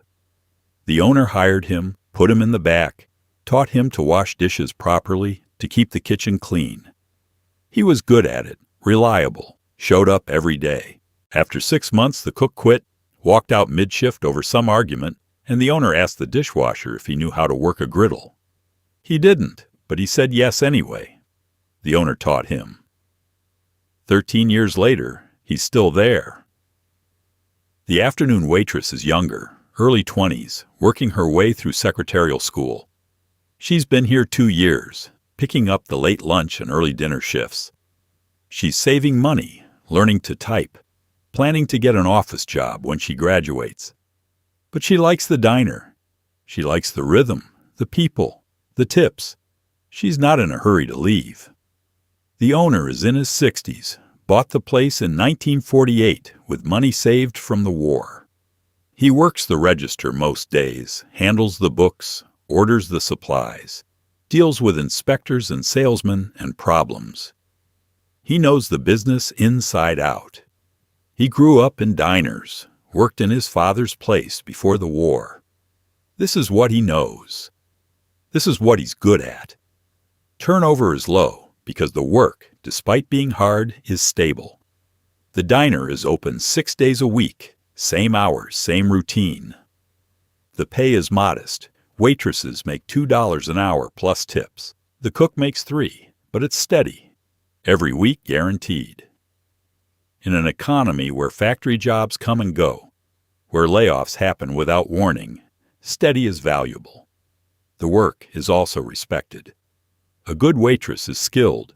She can manage 10 tables, remember 20 orders, keep everyone happy and make it look easy. A good cook can work a griddle through a lunch rush without breaking a sweat. These are real skills, learned over time, honed through repetition. People who are good at this work take pride in it. The relationships matter too. The waitresses know each other, support each other, cover for each other. If one needs a day off, another picks up the shift. If someone's having a bad day, the others step in, help out, lighten the load. There's a camaraderie, a sense of being in it together. The cook and the waitresses develop a working relationship that's almost telepathic. The waitress calls an order, the cook starts cooking. She knows how long each dish takes, knows when to check the window, knows when to pick up the plates. He knows her rhythm, knows when she's slammed, knows when to push orders through faster. They don't talk much, but they communicate constantly. The regulars become part of the family. Not literally, but in the way they're known, remembered, cared about. The waitress remembers that the guy in the booth is a widower, that the woman at the counter is raising 3 kids alone, that the construction crew tips well on Fridays.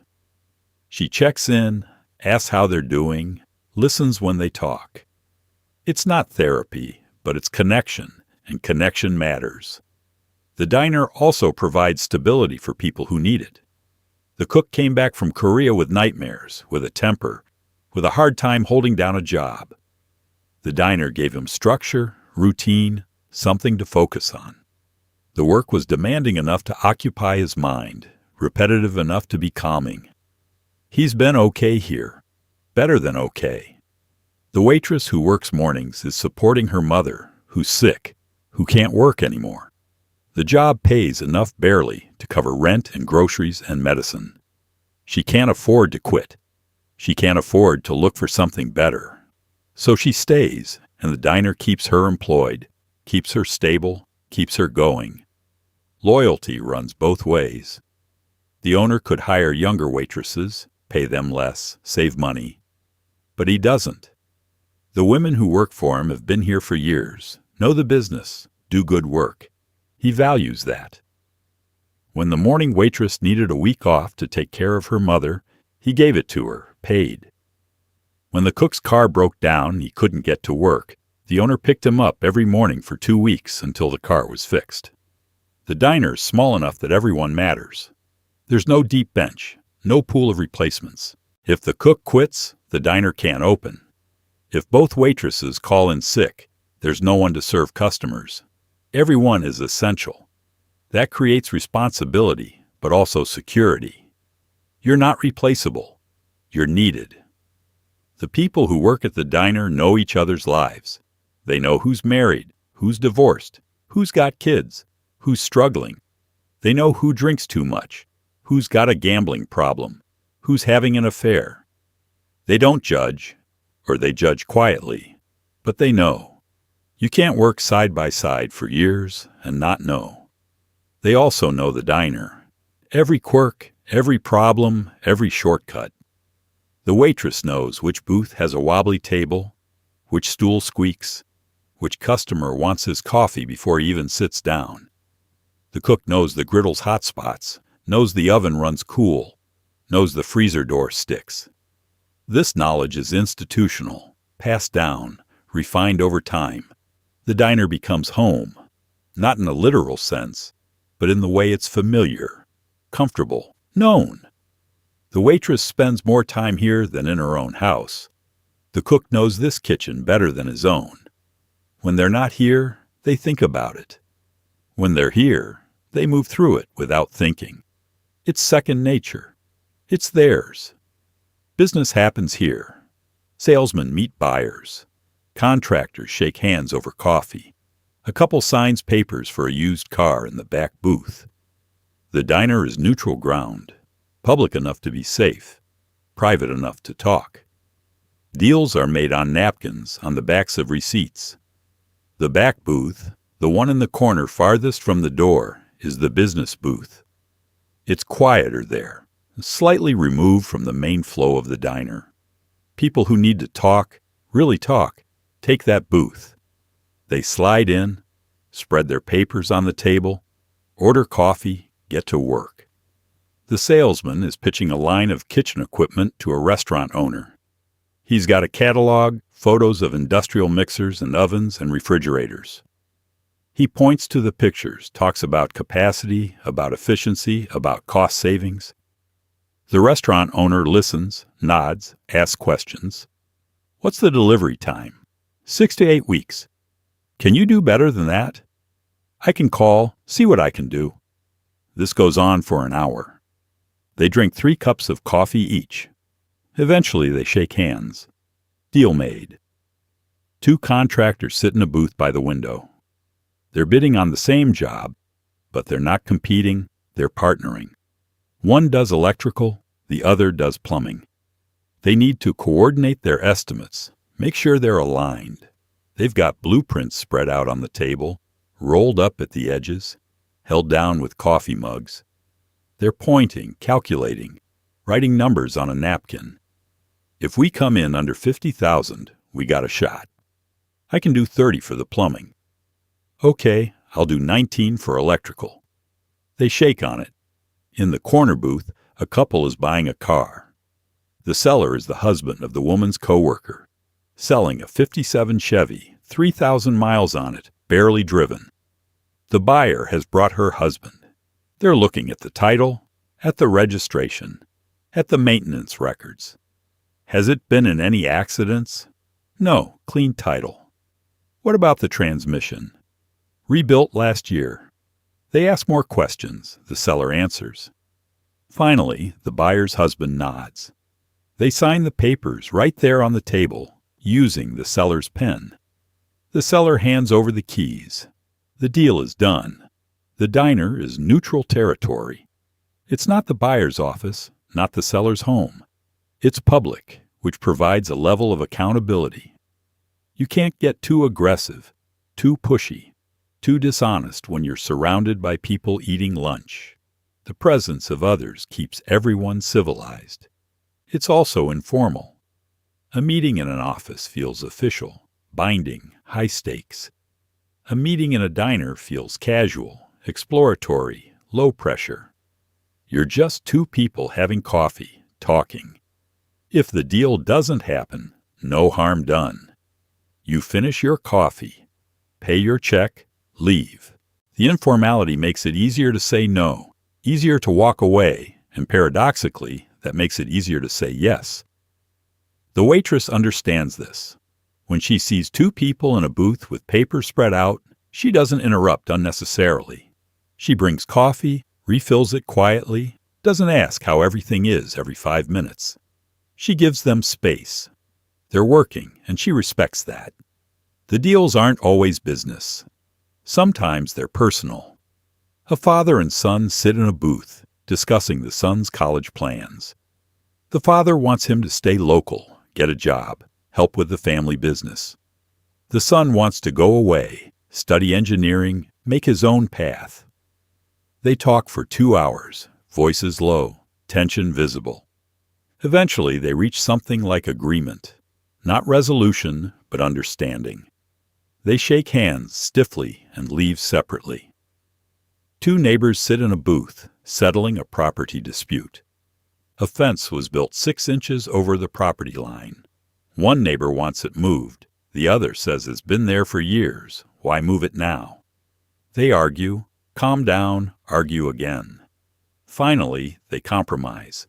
The fence stays, but the neighbor who built it pays for a survey to establish the exact line and agrees to adjust if the survey proves him wrong. They shake hands, order pie, eat in silence. The diner also hosts reconciliations. An estranged couple meets to talk about getting back together. They sit across from each other, not touching, not making eye contact at first. They talk quietly, carefully. Old wounds are acknowledged, apologies are offered, conditions are set. It's fragile, uncertain. But it's happening, and the diner provides the space for it. Deals are made on napkins, because napkins are there, available, disposable. Someone has an idea, grabs a napkin, pulls out a pen, sketches it out. A rough floor plan, a payment schedule, a list of materials. The napkin becomes a contract, or the beginning of one. Later, it gets transcribed into something official, but in the moment, the napkin is enough. Receipts serve the same function. The back of a receipt is blank, perfect for jotting down numbers, a phone number, a price, a date. The receipt is pocketed, carried away, referenced later. Some of the biggest deals in town started on the back of a diner receipt. The booths themselves have witnessed countless deals. If the vinyl could talk, it would tell stories of fortunes made and lost, of partnerships formed and dissolved, of agreements reached and broken. The booths are mute witnesses, holding the echoes of conversations long finished. The diner doesn't judge. It doesn't care if you're buying or selling, negotiating or compromising, winning or losing. It provides the space, The coffee, the quiet. What happens in that space is up to you. And what happens there, more often than not, is business. Real business, conducted in person. Over coffee with a handshake. The old-fashioned way. The diner way. At the counter, you sit shoulder to shoulder with people you don't know. You're all facing the same direction, watching the same cook, smelling the same food. Sometimes someone talks to you. Sometimes you sit in silence. Either way, you're not alone. The counter eliminates distance. If you sit in a booth, you can choose to face your companion or look away. At the counter, you have no choice. You face forward. The person next to you is inches away, close enough that you can hear them breathe, smell their cologne or their sweat, or the coffee on their breath. You're in each other's space, unavoidably. This proximity forces a kind of intimacy. Not romantic, not emotional, but physical. You become aware of the person next to you in ways you wouldn't if you were sitting across a table. You notice their habits, the way they stir their coffee, the way they cut their toast, the way they hunch over their plate when they eat. Sometimes this leads to conversation, a casual comment about the weather, the food, the news. Cold out there today. Sure is. Supposed to snow later. That right? The conversation might end there.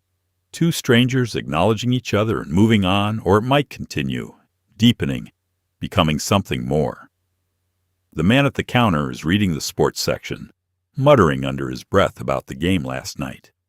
The man next to him overhears, recognizes a fellow fan. You see that call in the ninth? Terrible call. Worst I've ever seen. They're off, talking baseball, analyzing plays, debating strategies. They don't know each other's names. They don't need to. They're connected by the shared language of the game. Two women sit next to each other, both stirring their coffee, both staring at nothing. One sighs. The other glances over. Long day? You could say that. I hear you. That's enough. They go back to their coffee, but the moment of connection happened. Two strangers, briefly less alone. Sometimes the conversation is unwanted. The man next to you is drunk, or lonely or crazy, and he starts talking, rambling, not making sense. You nod politely, avoid eye contact, hope he'll stop. The waitress notices, steps in, gently redirects him. Come on, Earl, leave the man alone. Earl grumbles, turns away. Crisis averted. The counter also creates a sense of community. You're all here for the same reason. Food, coffee, a place to sit. You're all part of the same temporary collective.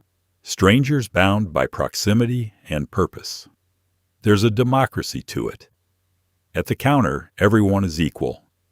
The businessman in the suit sits next to the mechanic in greasy overalls, sits next to the old woman in a faded dress. Same stools, same coffee, same cook. The cook becomes part of the experience. You watch him work, see your food being made, witness the process. It's transparent, immediate, satisfying. When he sets your plate on the counter, you've seen the journey from raw egg to finished meal. There's a connection there, a trust. He made your food in front of you. You know it's fresh.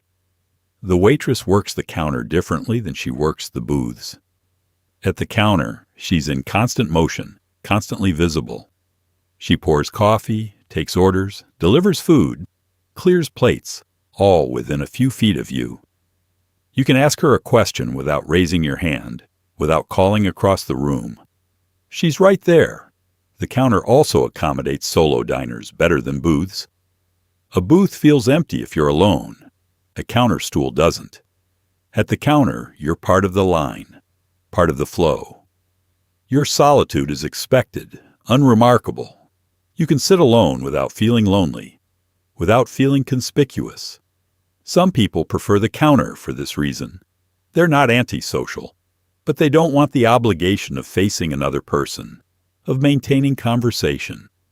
At the counter, You can be silent without it being awkward. You can read the paper, do a crossword, stare at your plate, and nobody questions it. The counter is also faster. The waitress is closer. The cook is visible. The food arrives quicker. If you're in a hurry, you take the counter. If you have time, you take a booth. The counter is efficiency. The booth is leisure. At peak times, the counter fills first. It has more seats and less space. 10 stools can fit in the space of 2 booths. When the diner's packed, the counter is where the overflow goes. You take what's available, squeeze in between 2 strangers, make yourself fit. The physical arrangement forces interaction, but it also permits anonymity. You can sit next to someone for an hour and never speak, never make eye contact, never acknowledge their presence beyond the occasional "excuse me" when you need the salt. You can be alone in a crowd, silent among voices, invisible while visible. But sometimes the counter creates moments. A shared laugh at something the cook says, a commiserating glance when the waitress spills coffee, a muttered good luck when someone mentions a job interview. Small moments, fleeting, forgotten by the end of the day, but in the moment they matter. They remind you that you're not the only person struggling, laughing, living. You're part of something larger, even if that something is just a row of people eating eggs at a diner counter on a Tuesday morning. It's not fancy. The floor is scuffed linoleum. The walls are painted beige. The lighting is fluorescent and too bright. But it feels like home. You can relax here. You can sit as long as you want. Nobody is rushing you out. Nobody is judging what you ordered. The diner doesn't try to be something it's not.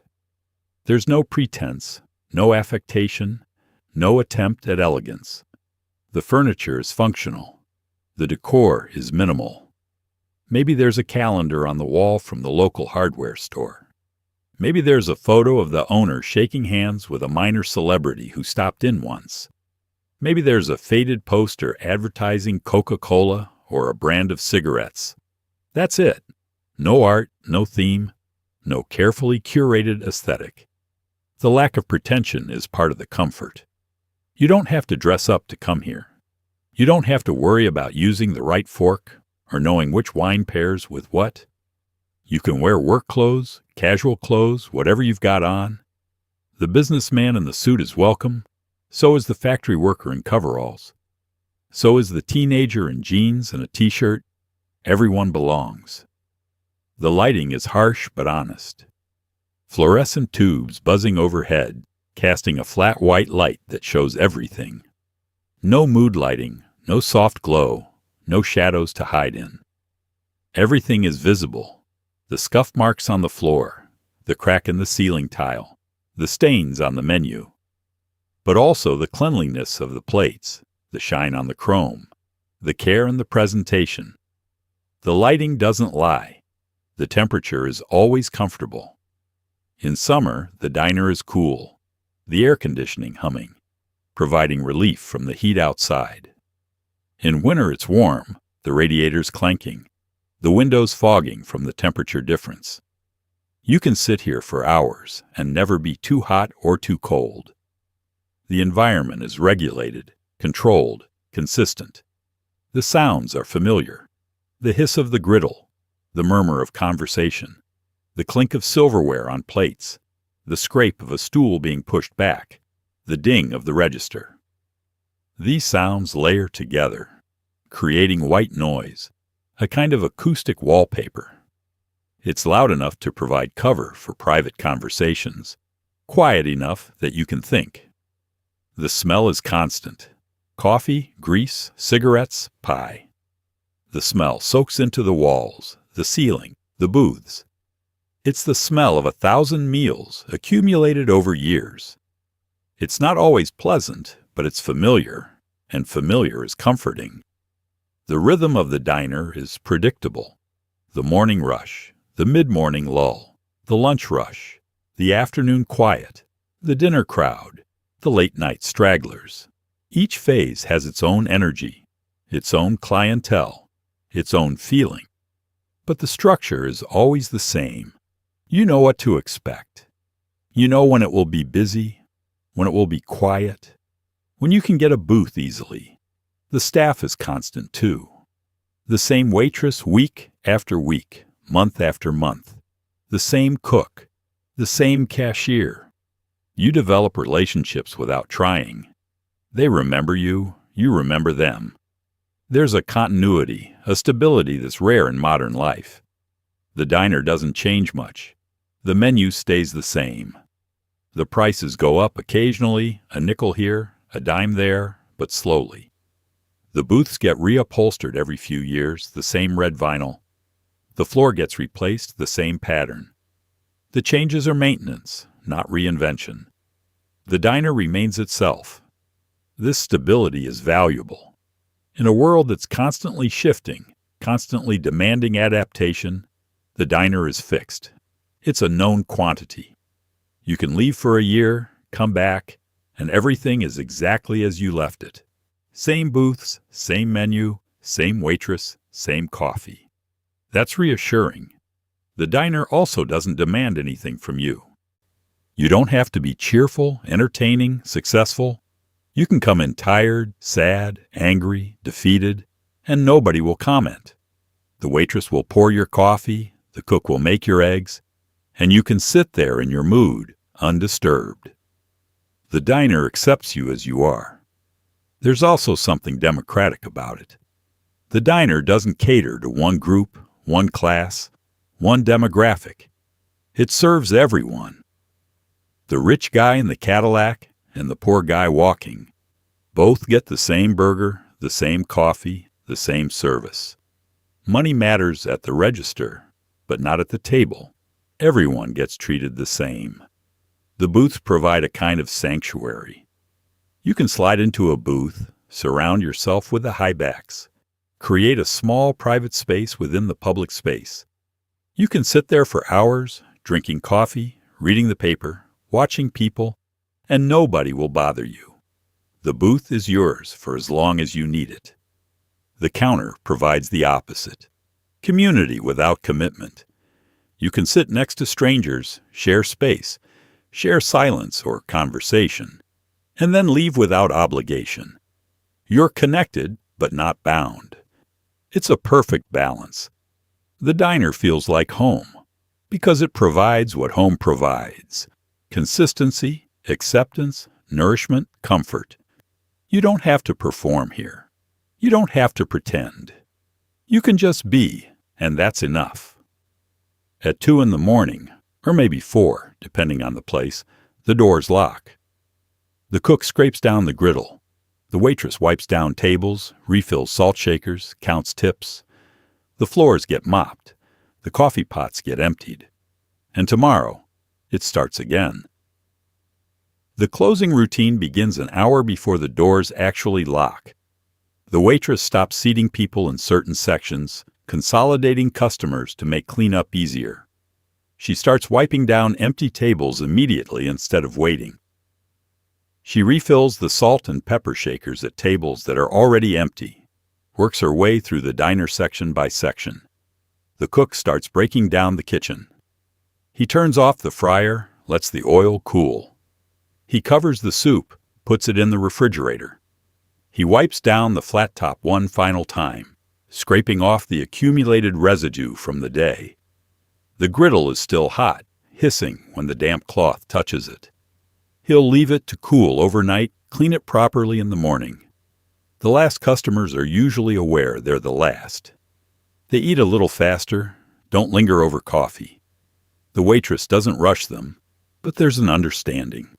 When they finish, they pay, they leave. The door closes behind them. The waitress locks it, flips the sign from open to closed. Now the real work begins. She goes booth by booth, table by table, wiping everything down with a damp cloth and diluted bleach. She clears the condiments from each table, lines them up on the counter. She refills the ketchup bottles using a funnel, pouring the partial bottles into other partial bottles to consolidate. Same with the mustard. The salt and pepper shakers get topped off from large containers in the back. She empties the ashtrays into a trash can, wipes them clean, resets them on the tables. She wipes down the menus, checking for pages that are too stained or torn.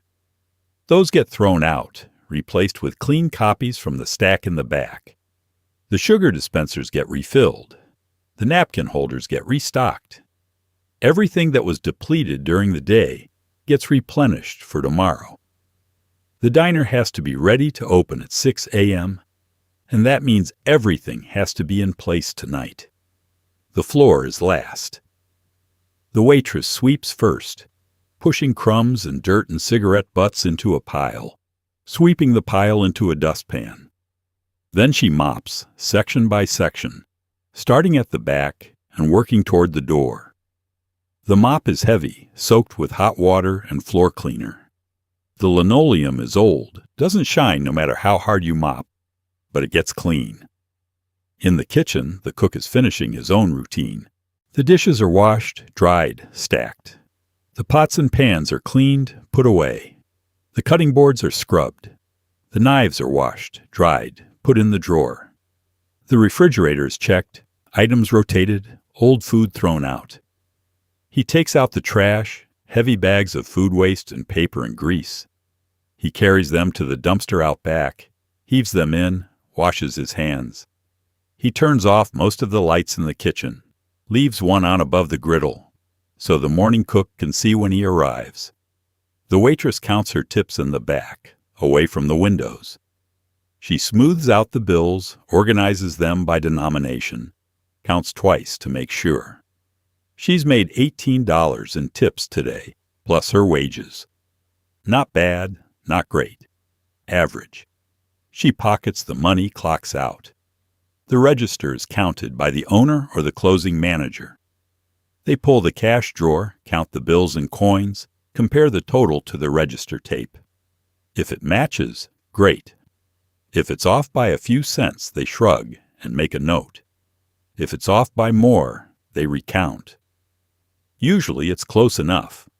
The deposit is prepared. Bills rubber banded, coins rolled, everything in a bank bag. The bag goes into the safe overnight. Tomorrow morning, someone will take it to the bank. The coffee pots are emptied, rinsed, left to dry. The coffee that's been sitting since this afternoon gets poured down the drain, brown and bitter and undrinkable. The pots are cleaned with soap and hot water, set upside down to drain. The lights are turned off, section by section. The dining room goes dark. The kitchen goes dark. Only the light above the door remains, the one that stays on all night, the one that says open even when the sign says closed. The waitress and the cook leave together, stepping out the back door into the alley. The door locks behind them automatically. They walk to their cars, parked in the small lot behind the building. "See you tomorrow," one says. "Yeah, see you," the other replies. They drive away in opposite directions. The diner sits empty, quiet, dark, except for that one light. The booths are clean, the floors mopped, the salt shakers are full. Everything is ready. In a few hours, the morning cook will arrive, unlock the door, turn on the lights, fire up the griddle. The coffee will start brewing. The door will unlock. The first customer will walk in. The bell will chime. And it all starts again. The diner doesn't exist the way it used to. Some are still out there, holding on, serving the same eggs and coffee, maintained by owners who refuse to quit or sell. But most are gone, converted, demolished, replaced by something faster, cheaper, more efficient. The booths were ripped out. The griddles went cold. The coffee pots were packed away or thrown out. The buildings became something else, or they became nothing at all. What replaced them is fine, probably. It serves a purpose. It feeds people quickly. It costs less. Nobody can argue with efficiency. But something was lost in the trade. Not just the food, though the food was better. Not just the coffee, though the coffee was always there. What was lost was the space itself, the space between home and work, between alone and together, between hungry and fed, the space where you could sit and exist without explanation, without obligation, without hurry. The diner understood something that seems harder to find now. It understood that people need places to go that don't demand anything from them. Places where you can sit in silence or talk for hours. Places where the waitress knows your name but doesn't pry. Places where the food is simple and good and the same every time.